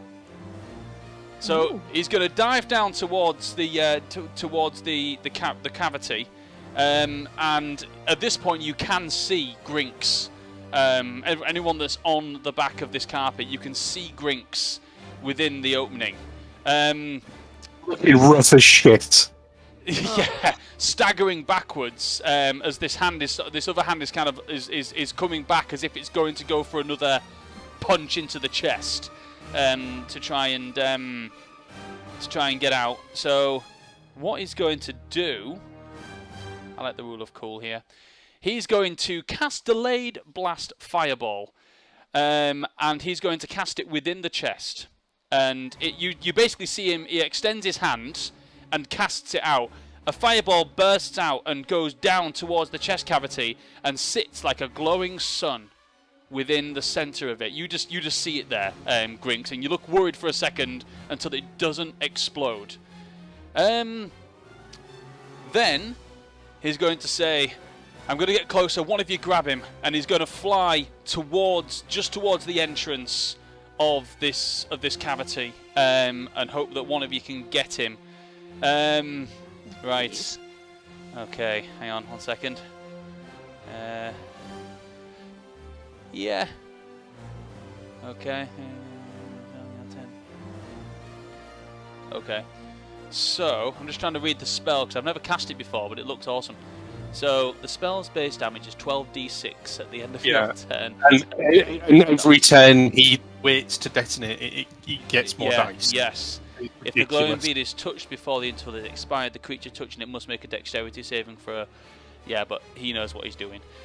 So he's going to fly close, and you're now at this point. If you were to fall out, you would land on the carpet. At this point, this hand is coming in towards the creature. Right. Okay. He also rolled. He does wild magic, which means he now rolls on a d20. Which, if he rolls a 1, fun things happen. Oh Woo! no. Okay, that's okay. It's a 3. It's all right. It was very close. So yeah, no wild magic happens. Sadly, I really wanted it to. Anyway, so we're going round to Aylar's turn. So Aylar, you're on this magic carpet. You've flown down toward the crevasse. You've seen Kai cast a fireball within the cavity, but it doesn't go off. And it says to someone, "Grab him," and then they fly closer. What are you gonna do? Well, can I grab him? You can grab Grinks. You are within arm's length. You just have to be careful, but you should be able to get him. I'm going to grab him, being careful. Okay, so you grab him by the scruff and you pull him onto the carpet. And that's sort of like in the same movement. You're going to sort of fly away. In fact, you can try and use some of your movement to control the carpet if you like. Yeah, I'll do that. Okay. So you kind of pull him on and then push down on the carpet, and it kind of does kind of like a bit of a dive down towards the ground. And you are sort of like move out of a certain radius. Is there anything else you wanted to do, or do you want to say that's your full turn? No, that's fine. Okay. So you've got Grinks out of harm's way. The Treants, let's just see how they're doing, because they weren't doing too well the last time. No, not too well at all at this point. They're actually being fought off, and you see one of them is actually, well, you don't see, but one of them is actually escaping, like making a break for it. Right, that's their turn. Lynx, what is she doing? Is she within scratching range? Not anymore, as the magic carpet has been moved out. She would have been in scratching range before. She did hold her action, so she can do a quick scratch as she goes past if you like. Yeah. Okay. Might not do much, but Actually, that probably just blunts her claws a little. It's only a 16. yeah, it doesn't. She kind of goes "Meow," and scratches at it as Zayla pulls Grinks out of harm's way. Right. Okay. Jan, it's your turn. Okay, can you just describe to me the... I need to do something for your Phantasmal Killer, don't I? You need to roll damage now for the Phantasmal Killer. It's the beginning of the creature's turn. Is it still alive? I thought it was... Oh no, it's still alive. It's just it's heavily restrained and losing a lot of health at the moment. And right. it's missing a hand. And it's missing a hand. Yeah. Right. I misconstrued that. I thought it was sort of defeated at that point. No, not yet. Right. Okay. So yeah, it would have been at the beginning of its turn, but we can do that now. So it rolls another save for. Oh, does it? It has to roll a save first. Yeah. Okay. Oh, that's a 17. That saves. Oh, so does it not take the damage? No, it doesn't. No. Ah, oh, shit. Never mind. Sorry. So anyway, you've got your turn. So what would you like to do? We're all still. Where are we all now? You're on the magic carpet. You're around about hip height of this creature, but you're about 20 feet off it. So you're sort of like around the side of the sort of in between the tower and the creature, around about where its hips are.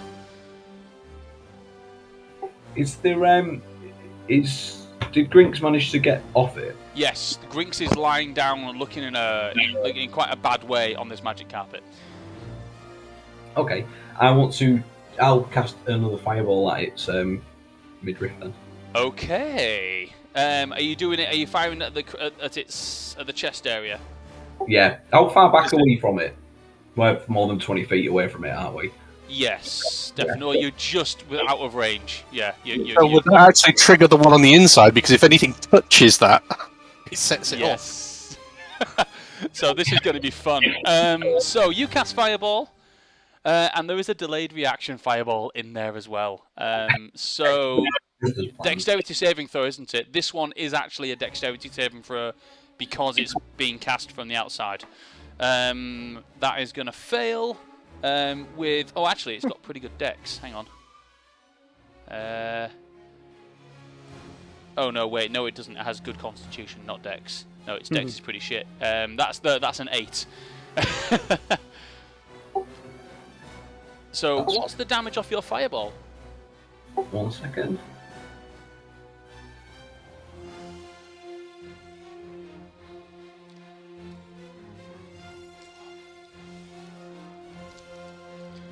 Sorry, I'm just trying to find all my d6. Just bear with me. It's alright, I'm looking for d6 as well.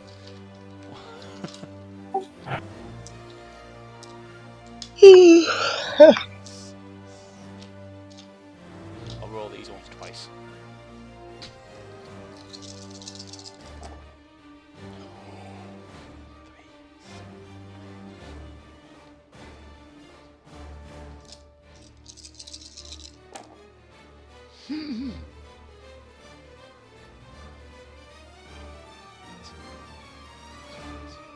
What's 31 for me?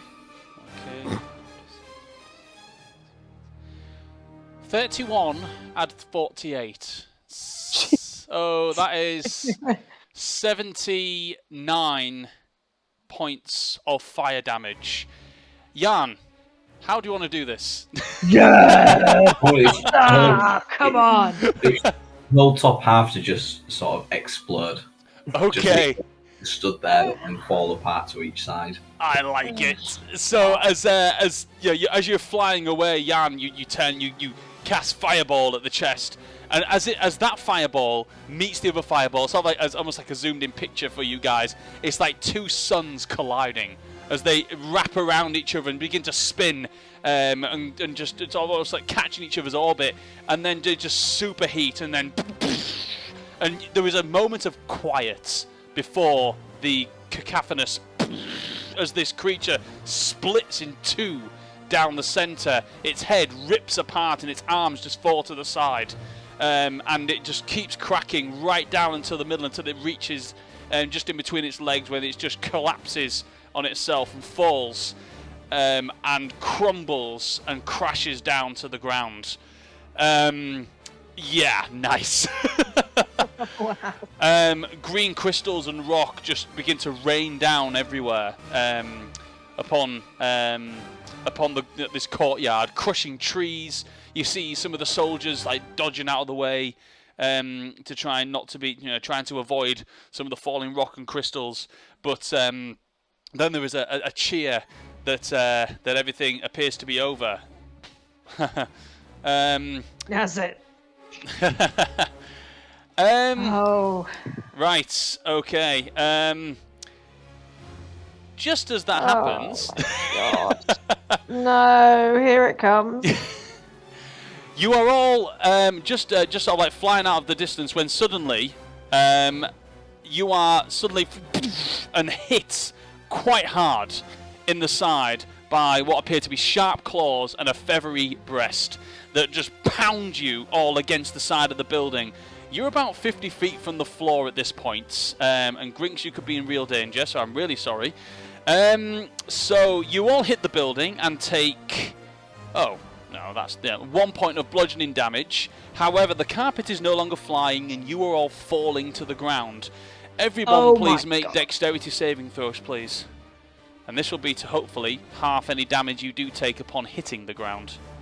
Oh my god. Okay. What's 9? 18 for the save. Okay. 1, 2, 3, 4, 5. Saving throw. Yes. Just a second. I'm pretty sure I've got that as a saving throw. I got 18, Phil. Okay. So, remind me, because I don't do saving throws very often when I actually have the pip in it. Does that basically double my proficiency? No, it's your proficiency. So you have proficiency in it. Yeah. Okay. Right. Okay. Right. Yeah. Right. In that case, it's 22. 22. Okay. Anyone that rolled above a 14. Oh my god. Anyone that rolled above a 14, you take. Hang on. 2, 3, 4, 5, 6 points of bludgeoning damage as you hit the floor. Anyone that rolled less than a 14, you guys take 13 points of bludgeoning damage as you hit the floor. It's not as bad, but yeah, that's what happens. And as you kind of hit the ground, there's a looming shadow above you of this massive bird. Got almost like teal. Dark blue and teal and red feathers, and almost like a crown of feathers that kind of comes off its head and flares backwards. And as it lowers its head and comes in for a landing, you can see standing, or not standing, but sitting on top of this this rock, as you will know, Raljin, upon an actual saddle. There is a human male. He's bald, except for tattoos tattoos of like a leafy design that comes down and right down into almost like down to his spine, and he's got sort of a green eyeshadow on his eyes. He's topless except for a belt which has sort of daggers that come across, and he's wearing sort of like dark trousers, also sort of like with daggers down the side, and a staff on his back as well. He stands and looks over you all and says, "Your tower is fallen, or it will be soon. You might as well get out of here while you can. The Gaia-Moran are coming, and there's nothing you can do to stop them. Run or die." Whose turn is it next, Phil? Well, that was his turn. It is your turn. Right, quick question. What's the difficulty I need for my 2 concentration checks because I got twatted on the inside. What do you mean concentration? What's Melt Minute Meteors is a concentration spell. So I got a 19 and a 17 on dice. I don't know what I add to that to maintain concentration. Oh, you took 40 something points of damage. You have to. So it was 2 hits, 20, and then so it was 2 20s. Yeah. So you have to exceed half of it. So difficulty for concentration check equals 10 or half the damage you take, whichever is higher. Yeah. So. Okay, so 13 on both then. Yeah. So yeah, 19 and a 17, so I'm fine. Yeah. So the meteors are still there. Yes, they are. I'm on 1 health. I'm going to just stand up. I'm going to look rather pissed off at this whole situation. Can I have 3 dexterity saving throws for both of those fuckers? What, for the rock and for the rock and for the rider? Yep. 3, please. 3. Okay. I'll go for the rock first. Natural 1. Fireball first. So fireball. He fails fireball. Okay. Okay. I'll do. If this is fireball, then I'll do the rider as well. Yep. So he rolled 13. So that's a fail. That's a fail. So do the damage to fireball. Full fireball damage. Okay. It's 10, 15, 17. 21. 28 points of fire damage. 28 points of fire damage. Okay. And 2 of the meteors are going to streak off towards them as well, and that hits a creature and anyone within 5 feet of that. So if I'm going for either or, I'm going for the rider and the rock. So that's going to be 2 dex saves for those. So first of all, the rock rolled 14 on its first dex save. That's a fail. And 16 on its second dex save. Succeeds on the second, so it'll take half of the second one. Okay.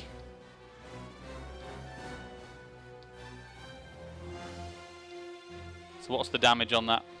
Okay, so this will be for both, and then you just need to adjust it for the rider then. So for the first one, that would be 2d6, so that's 9 points for the first one, that's full fire damage. And then 6 points for the second, so that'll be halved to 3, so that'd be 9... 13. No, 12. 12, yeah. 12 points of fire damage. And so you need to just adjust that for the other one as well. Okay. The rider. Okay, and then it's his dexterity saving throws. Yeah. Okay. So I've got the same rolls because that was the damage. Okay. So that's the first one. He's definitely goes. That's 21, and his second one is 19. Okay, so yeah, he takes half damage. So that would be so that's 13. So 6 points of fire damage for him for the second lot. Okay. Yep, he's going to take that damage. Wow. Wow. I'm just going to kind of stagger to my feet and just flip him the bed and just say, I'm having a really bad fucking day. Piss off. Sal, it's your turn. I don't know what I'm going to defeat any of the stuff that's just happened. There's a lot of fire going on, and Sal is just really confused. So they're just gonna... I guess they're gonna use insightful fighting again on the rider? Okay. Can I even see the rider from where I am, or...? Yeah, you can see him. He's the bird has arched its neck down, and you can see him on the saddle, on the back. Okay. Yeah, I want to aim at this guy because this guy seems like an obnoxious dick. So that'll be. Oh, I haven't rolled very well. Is that against his deception? His deception. Okay. I think you've succeeded. To be honest, he rolled a 5. Oh. Oh, right. Yeah, I got a an 18. Okay, yeah, you It's succeed. slow for me. Okay, cool. So I will roll to shoot this guy with with my crossbow, which isn't going to be half as cool as all of this stuff that's just happened. And I probably miss because that is a 12. That is going to miss, unfortunately. Yeah. Sal just the explosions. Then you hear this little sail past, and then Sal just kind of looks down at their crossbow and just goes, "Oh shit!" Raljin, it's your turn. Okay. Well, first thing I'm going to do is transfer my hunter's mark onto the rider, Okay. and then I'm just gonna say, let's see what happens if I use that trick on flesh. Ooh. Oh my god. So Ooh. yeah. So ice arrow first. Okay. That is a 21 to hit. 21 to hit. Give me a second. Sorry, it's not a 21. It's a dirty 20 to hit. Dirty 20. Just give me a second. Da-ba-da-ba-ba.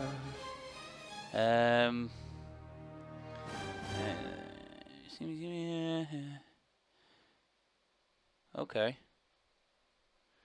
Right. So, as you do that, you've got it on right on target. You fire it. It fires straight up towards him. It looks like he's about to hit him straight in the shoulder. But something stops it from making purchase. Almost like a shimmer comes across, and the arrow ding and ricochets off. I call shenanigans. Okay. You definitely know. You definitely know that if it was some sort of reaction, he didn't do it. All right. Oh.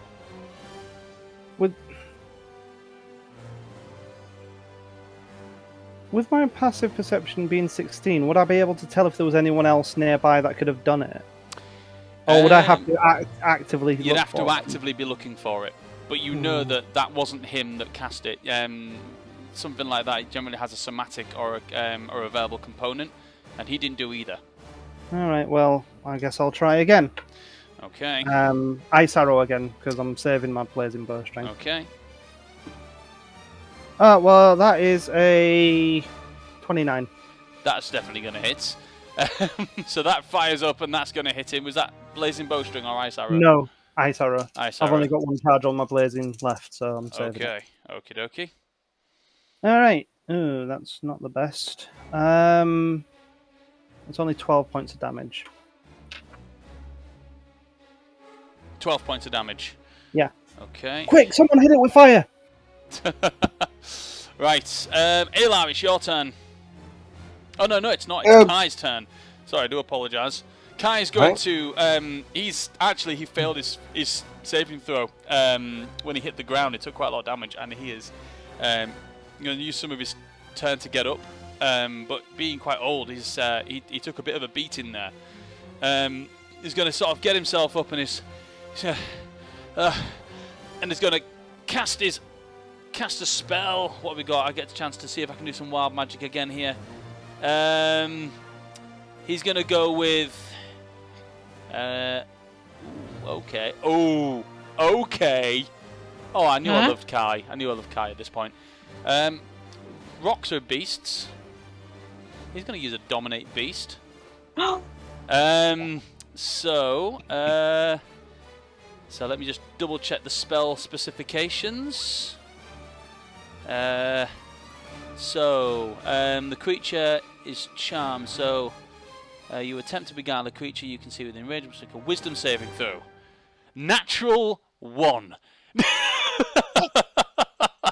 So you see, Kai, and he rolled a 1 on the die, which means wild magic goes off as well.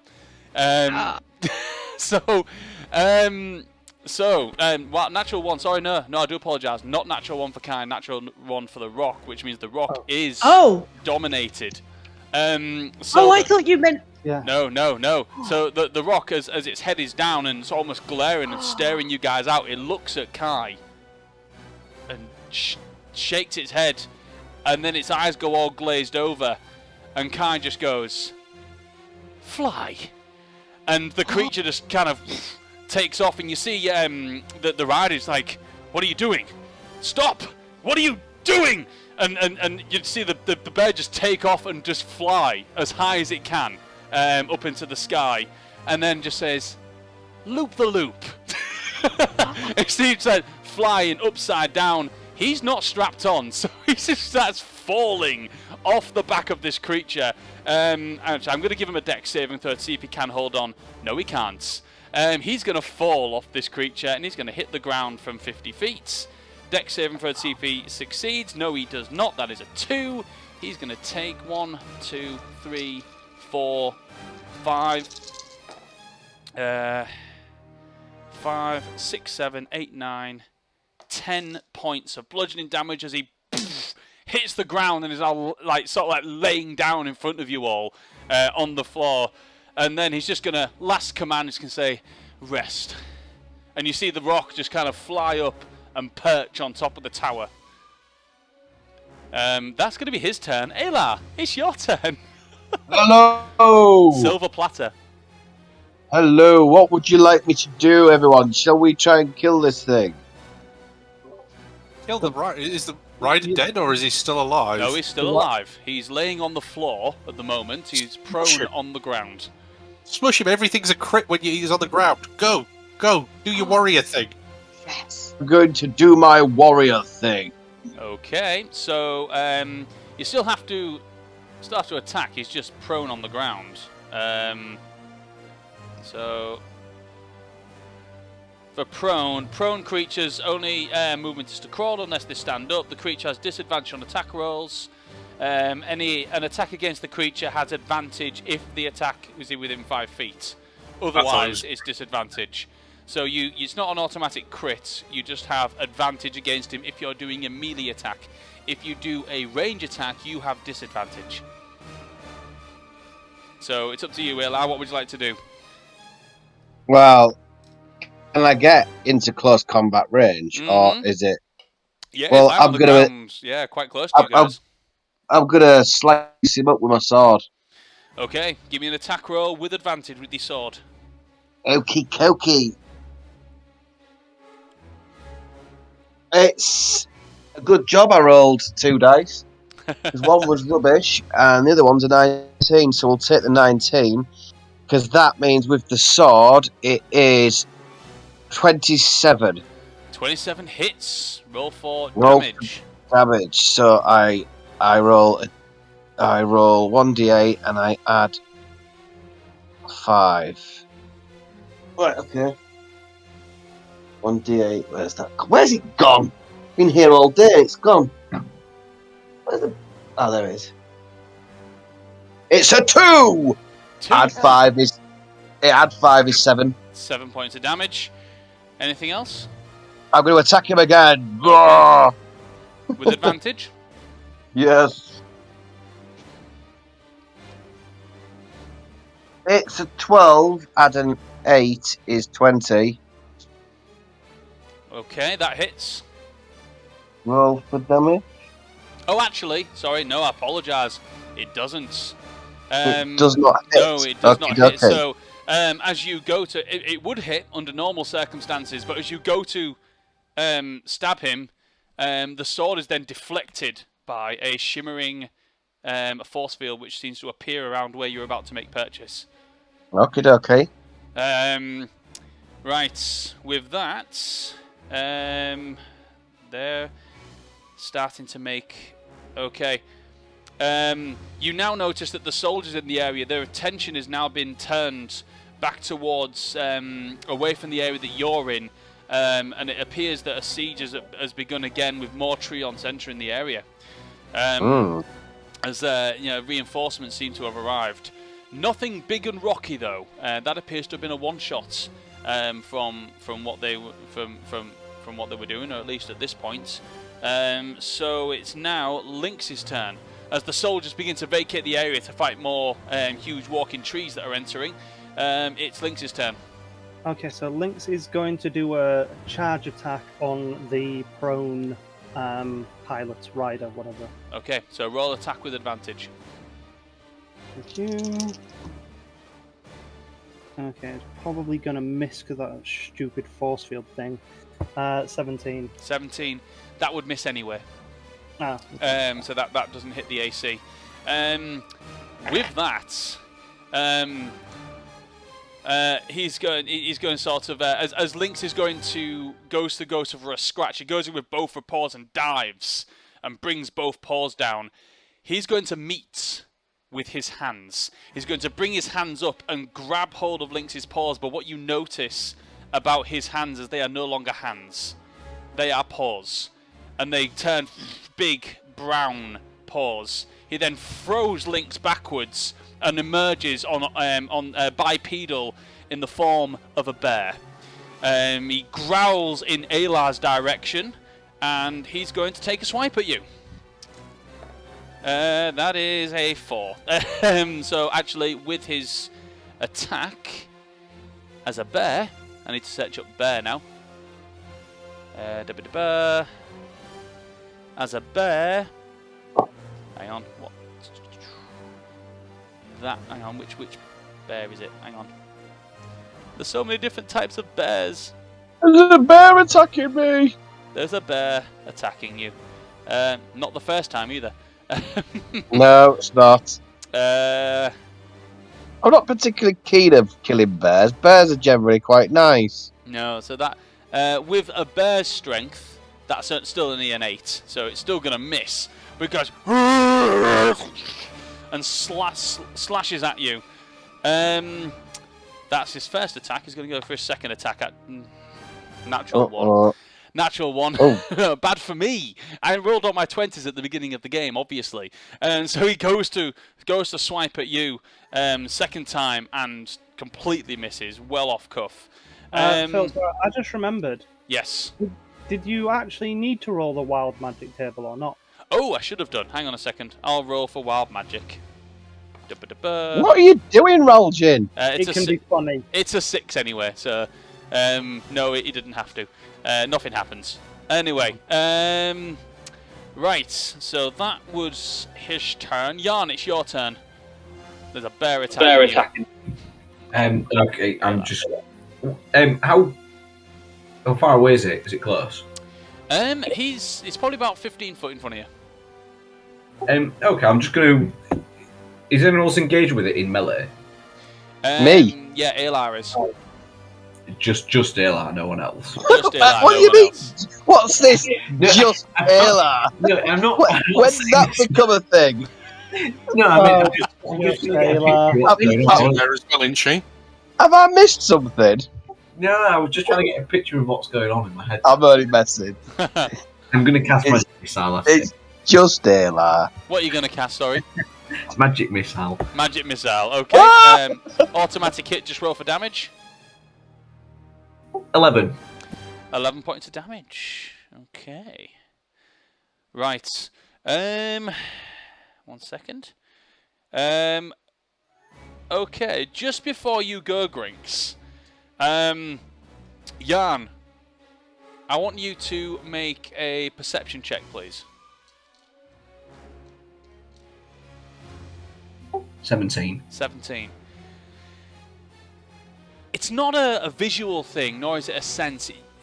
You've only really you or Grinks would really have the would really notice this going on between you being more magically inclined than anyone else. You sense an arcane presence in the area, and it's quite close by. As you turn to your left, as you feel that presence, you notice the visage, transparent and ethereal, of a dwarf druid stood next to you. He places his hand on your side and just says, "Stop.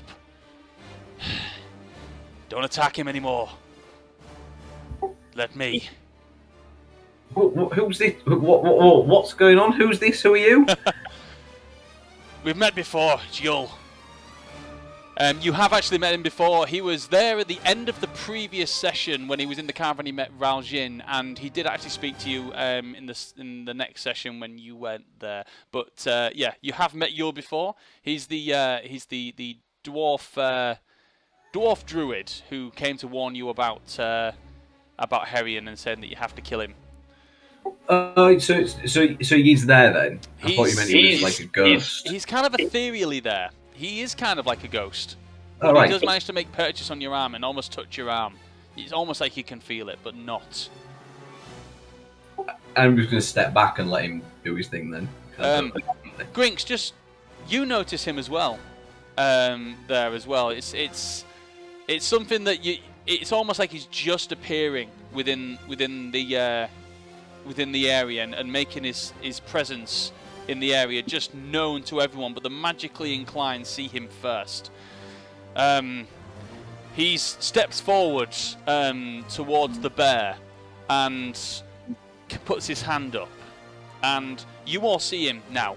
As he places his hand up, you see almost like a streak of orbs kind of fly around in the area and sort of streak around and create this dwarven visage in front of you. He places his hand up towards the bear and he's going to cast Dominate Beast on him, because he is technically a beast at the moment in beast form. And that is a fail on the bear. You notice how the bear now begins to kind of shuffle his face from side to side, almost like trying to, and then places his paws on his head and kind of goes down to, and kind of goes down, and he just says, there, my friend. It's okay. It's okay. Okay. No more. No more. And with that, he subdues the bear, who kind of goes down and then begins to transform back into human form. And with that, actually, I'm just going to try and change my music because it's blooming. There we go. Let's get something better on. Okay. He turns around, and as his ethereal form eventually becomes more corporeal, more solid, and you can see that his feet make purchase on the ground, and the grass begins to sink in around him as he's actually there. He looks down and kind of places his hand on the bald head of this rock rider and just says, "It's okay, Seraphis. I'm here." He then places his hand, and then you see a glow of lights, and you smell rose petals in the air, and the rock rider goes into a sleep. He turns around to you all and says, that could have turned out worse, couldn't it? Just gonna look at him with. I've got 1 HP, so I am pretty much beyond fucked at the moment. Cure wounds. You need something, and he's going to cast Cure Wounds on you. Oh. To give you a hand there. You heal up. Hang on, let me just double check here. What's the healing for Cure Wounds? 1d8 plus your spellcasting modifier, but he's going to cast it at much higher levels. 1, 2, 3, 4. Oh, I mean, that could have been worse. 12 points you heal up. Could have been better. Yeah. Drinks, have you not got a healing potion? Because before we came out, some of us invested in healing potions. I don't actually have any of those on me. Sorry, you asking me? Sorry, no, I'm talking to my friend Grinks here. Oh, sorry. I'm going to look for the nearest pub. I need a drink. Okay. I'm pretty sure that the pubs are not going to be open at the moment. There are still walking trees surrounding this particular town. It's probably best that you leave and you evacuate the rest of the town. So who are you then, and what brings you here? We've met before, Elijah. Yule. Oh, hello, Yule. Yeah, I'm dressed slightly differently. Yeah. And your friend the bear, the human who is now the humanoid. What's the story there? Well, until about 5 minutes ago, I thought him to be dead, so I'm quite pleased that he's alive. Can I insight the shit out of this? Because it sounds like he just wants us to cede the town to the druids. Give me I an want to see insight, if there's any insight check if you like. ulterior motives, if he's Yeah. actually us. Ayla the wise and mighty is going to insight because Ayla's confused as to what's going on. I would 30-20. so like the insight. Anyone that's inciting, give me insight. I got a 19. 19. Wow. Let me just check out. But hang on, I have to -1, so it's 18. 30-20 for me. Okay. 17 again. 17. So Ayla was 20. more insightful than you. 26. 26. Oh, maybe not as insightful as you thought, Stella. He What I do. he doesn't seem like he's trying to. He doesn't seem like he has any nefarious meaning behind what he's doing at the moment. He seems to be more concerned about the lives of the people that are in imminent danger. No, that'll do for Ayla. I'm gonna just look over to Kai and say, "Do you want your tower, or are we?" I don't particularly want to leave it. Is there any? He turns to you. Is there any way that we can back these things off? What's going on? Yul just says, all I know is that Herion wants this town. He wanted it as a vantage point. He wanted to get into the kingdom. It's the westernmost point, and if he takes it, then he's got an upper advantage. Okay, Unfortunately, well, he's throwing everything he's got in that thing, and he points on over to the crumble of rocks on the floor. He says, that's not the only one he's got. He's hatching more. Okay, well, we're right. definitely not giving the town to him if it gives him an advantage. Yes. Why would we just run? Because we don't want Herion to take over this area of the town. Yeah, that's why I'm saying. Why is he suggesting we run if he wants us to stop him? Like, It's not like sorry. you have a chance. Sorry, Sal. I well, understand. this guy's asleep. We can just kill him. Yeah, you thought he was already dead. No, No, we're not killing him. No. Why not? He just tried to kill us. He's my friend. Really? Because he just tried to kill us. I mean, Yes. He's going to. Point. He as if trying to convince you. He goes over to his sleeping friend, rolls him over, and then points out on his chest. You notice there's a tattoo, amongst others, of that wreath with the scythe in the middle. It says that thing. That's what making him do this. it's some sort of mind control. Yeah. Oh. Yes, and that's what was happening with the Dryads. They were under a mind control. Because Dryads don't usually behave in that way. Look, why you want to stop Herion? Now, can you really say that giving up this town is the right course of action? No. It's not the best course of action, but he's not going to stop. Once he hatches more of those ogre mocks. And how long will that take? I'd say the next one's probably a few days away. Well, can we stop it? I'm going to look towards Kai. Is there a teleportation circle here? Can we get reinforcements? I mean, Ayla said his dad's a bigwig somewhere. Maybe we could get the bigwig to bring people. Yes, maybe Bronwyn sends reinforcements. That could be a play. I guess we could get help from the Regal Stars. Yes. And the kingdom. If this is a stronghold, I mean, we've already started getting reinforcements from the kingdom. I think if we can hold off for the next couple of days, if we can get rid of the Treants that are already here, and I mean, if we make a stand here, make a fight of it, Herion might come himself. you want that? Well, bring him to a place of our choosing, here. We snuff him here. Well, Off apart that from all of the complex. people. Well, we get the people out, got teleportation ring, get the troops in, make a fight of it, snuff out Harry in here and now, it's over. He doesn't get into the kingdom, nobody else has to die. We make a stand. If he's got a proper hard-on for Westra, we just don't let him have it. Fuck him.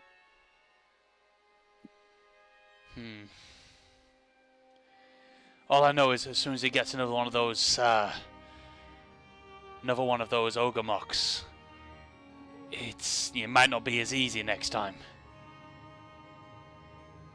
We took that one down. The other ones are... Eventually. That one was a baby, wasn't it? Yeah.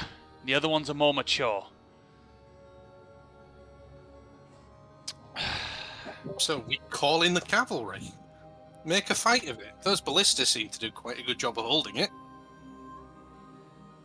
He has access to at least a dozen more of them within this area. So what's the plan then? What do you recommend? He wants us to run. That's what he recommends. Yeah, but we can't just run. But if you're not going to Running's run, not at least the- help me fight. What do you think we were doing? Having a bloody picnic? Okay, alright. I guess you could cut them off at the source. That sounds fun. Yeah. Let's surprise them. Let's use the advantage of surprise attack. So that Okay, means I can leaving tell the you what I town. know. And the rest of it will be up to you. I would help, but I'm swamped with other things at the moment. Okay. There are 12 oases between... Can't say that word. What's the plural of oasis? Oases. There are 12 oases between here and the Knockabacka Mountains. Each one of them is it's the birthplace of one of these things. If you're able to stop them from summoning them there, then maybe you have a chance. I can call in some reinforcements for... Yes, that would be a plan. What do we think to that then? Yeah, I Team? mean, could you... I'm going to look to Kine. Can you get a message to... Ella, what's your dad called? Bronwyn Regelstar. Yeah, can you get a message to Billy Big Bollocks there and get him to bring troops in? We can get the civilians out. Say, come immediately. I mean, I've already spoken to him once, but I guess it's taken something as big as this might actually get him to come. Exactly. Well, tell him his ever-loving son is in danger. I'm sure that'll get Well, his figured out. I'm not so sure that actually we have that kind of a relationship. However, there is a chance for him to enhance his reputation by being the saviour here. That might appeal to his I think maybe willingness you're to. I think maybe you're more important to him than you realise now, Ayla. Well, seems- okay then, but He seems well, let's like, give it a whirl, shall we? Yeah, he seemed like he wanted to repair that bridge. Yeah, okay. We'll give that a try and see if he attends. If you can get someone, he turns to Kai and says, if you can get a message to him, that would help. Kai's just like, sure, I can reach out to the Regal Star in the Kingdom, and there's obviously a lot here that they'll want to know. As all this conversation's going on, you can hear a lot of sort of crashing around in the distances. There's still Treant insurgents bashing around the place, but much further out from where you are and like on the walls. How are we going to be able to make them stop? What's going on? It says, I'm afraid that these sorts of these attacks are going to be very regular until this place is taken. The Treants aren't going to be able to make it very far if you've got the right type of ballista. Use fire. That Yes, seems to try work. to.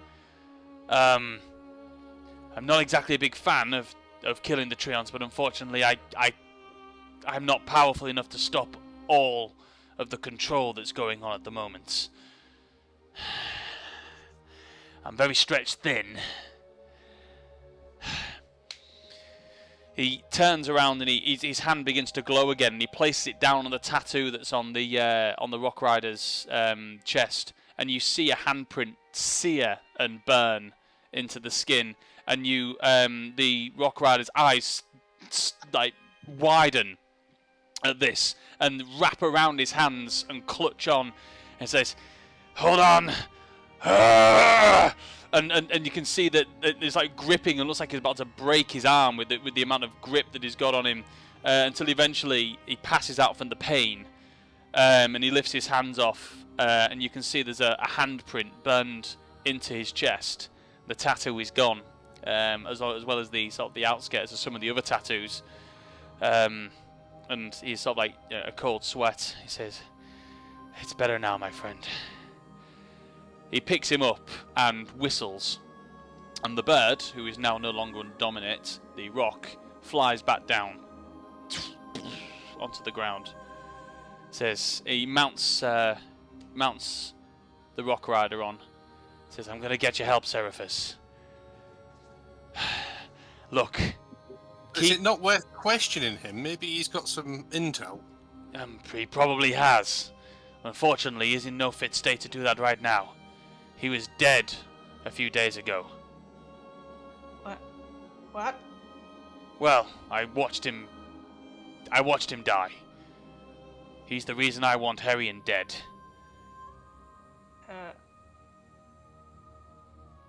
It's complicated.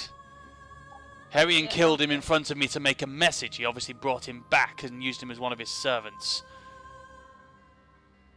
Which, to me, is an even bigger insult.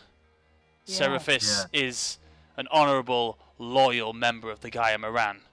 He's the Rock Rider. He's a legend. He's not what you've just seen of him. Huh?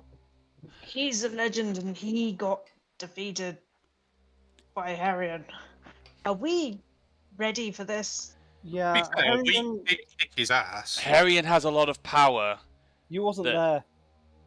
No, as in we kicked the Rock Rider's ass. Oh, right, yeah. Herion has a Um, lot of power that he doesn't know how to control.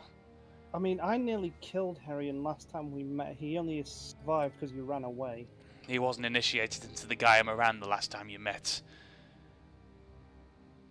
What? We've learned, What? we've learned some tricks too. Anyway, I'm gonna take him, but keep this place fortified. Just gotta stop the rest of those Ogamoks from attacking. The Oases. Head to the Oases, see if you can find out a way of stopping Herion there. Obviously, he won't be there himself, but yeah, there will be some members of the Gaia Moran there. Just, I do ask, not everyone is acting of their own volition. A lot of them are either acting because they don't know any better, or because they're being mind controlled. Please don't kill any more of my people unless you really, really have to. We're going to be fighting Yeah, for okay. our lives. I know, which is why I say don't do it unless you really have to. Okay? Yeah. Right. He whistles, and the bird takes flight, and you're all kind of blown back slightly by the wings, like blowing you. And he takes off and flies off into the distance, back towards towards where the Knockabacka Mountains are, but in the direction of where Verto was. But it would be a much further ride if he was going to go there. But yeah, he flies off with Seraphis on back of the rock. Kai just gets to his feet and says, I'm going to go and alert the kingdom. We need reinforcements and we need them now. I do have teleportation circles, so I can have them here as soon as they're ready. I'm just Okay. Also, maybe send the word to the town's guard to start getting people here to the circle so we can start getting them out. The circles are incoming, they're not outgoing, I'm afraid. If we can fortify an area, then we can keep people safe, which I believe get everyone within inside the inner wall, at the base of the tower. We can try and patch up the wall that the ogre mock has broken down, and we can keep people safe here. At least they're further from the outer wall, and they'll be able to keep safe. And he runs off back into the tower to go and warn the kingdom and tell the kingdom to get their asses here quickly.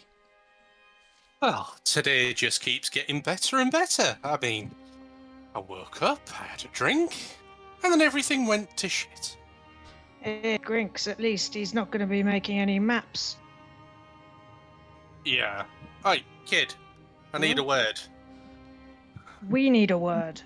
I mean, can it... No, it's urgent. Okay. Yeah, right. I'll wander over to them both. So, I think it should be all of us, surely? well, I mean, we could tell the kid and then let the kid decide. The last time we all kept secrets, Ayla filled your room with piss. What?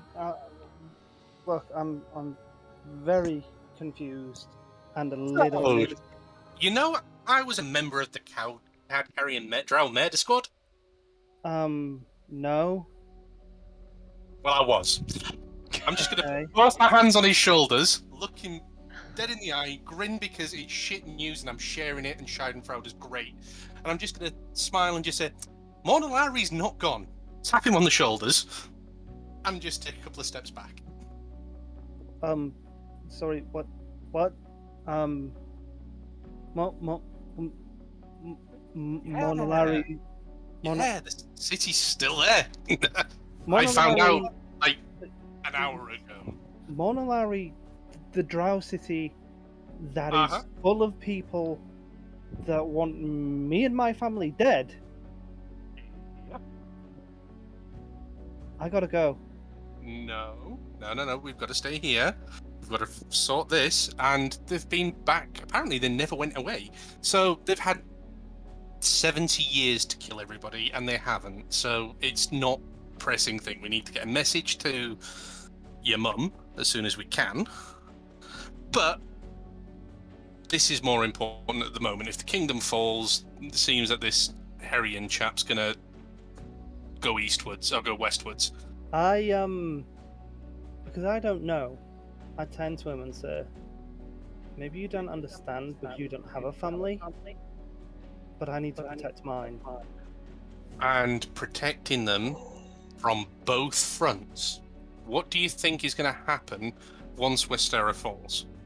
Ashen Oak is less than a day and a half's travel away. It's not Ashen Oak I'm worried about.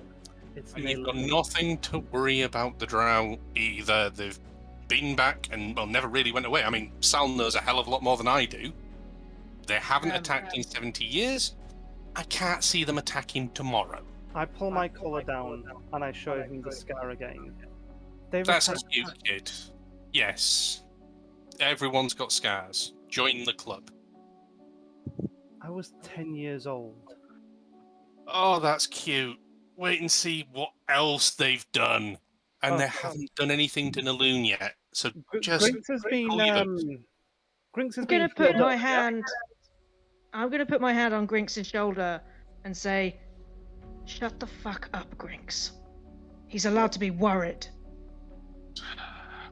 more pressing issues. I'm just going to wave a hand dismissively and I'm just going to go for a drink. I'm going to go to the cart. Fuck this. I don't need Raljin, temper tantrums from kids. Raljin. I'll tell you more. But first we need to deal with this. But when we have a quiet moment, I will tell you everything I know.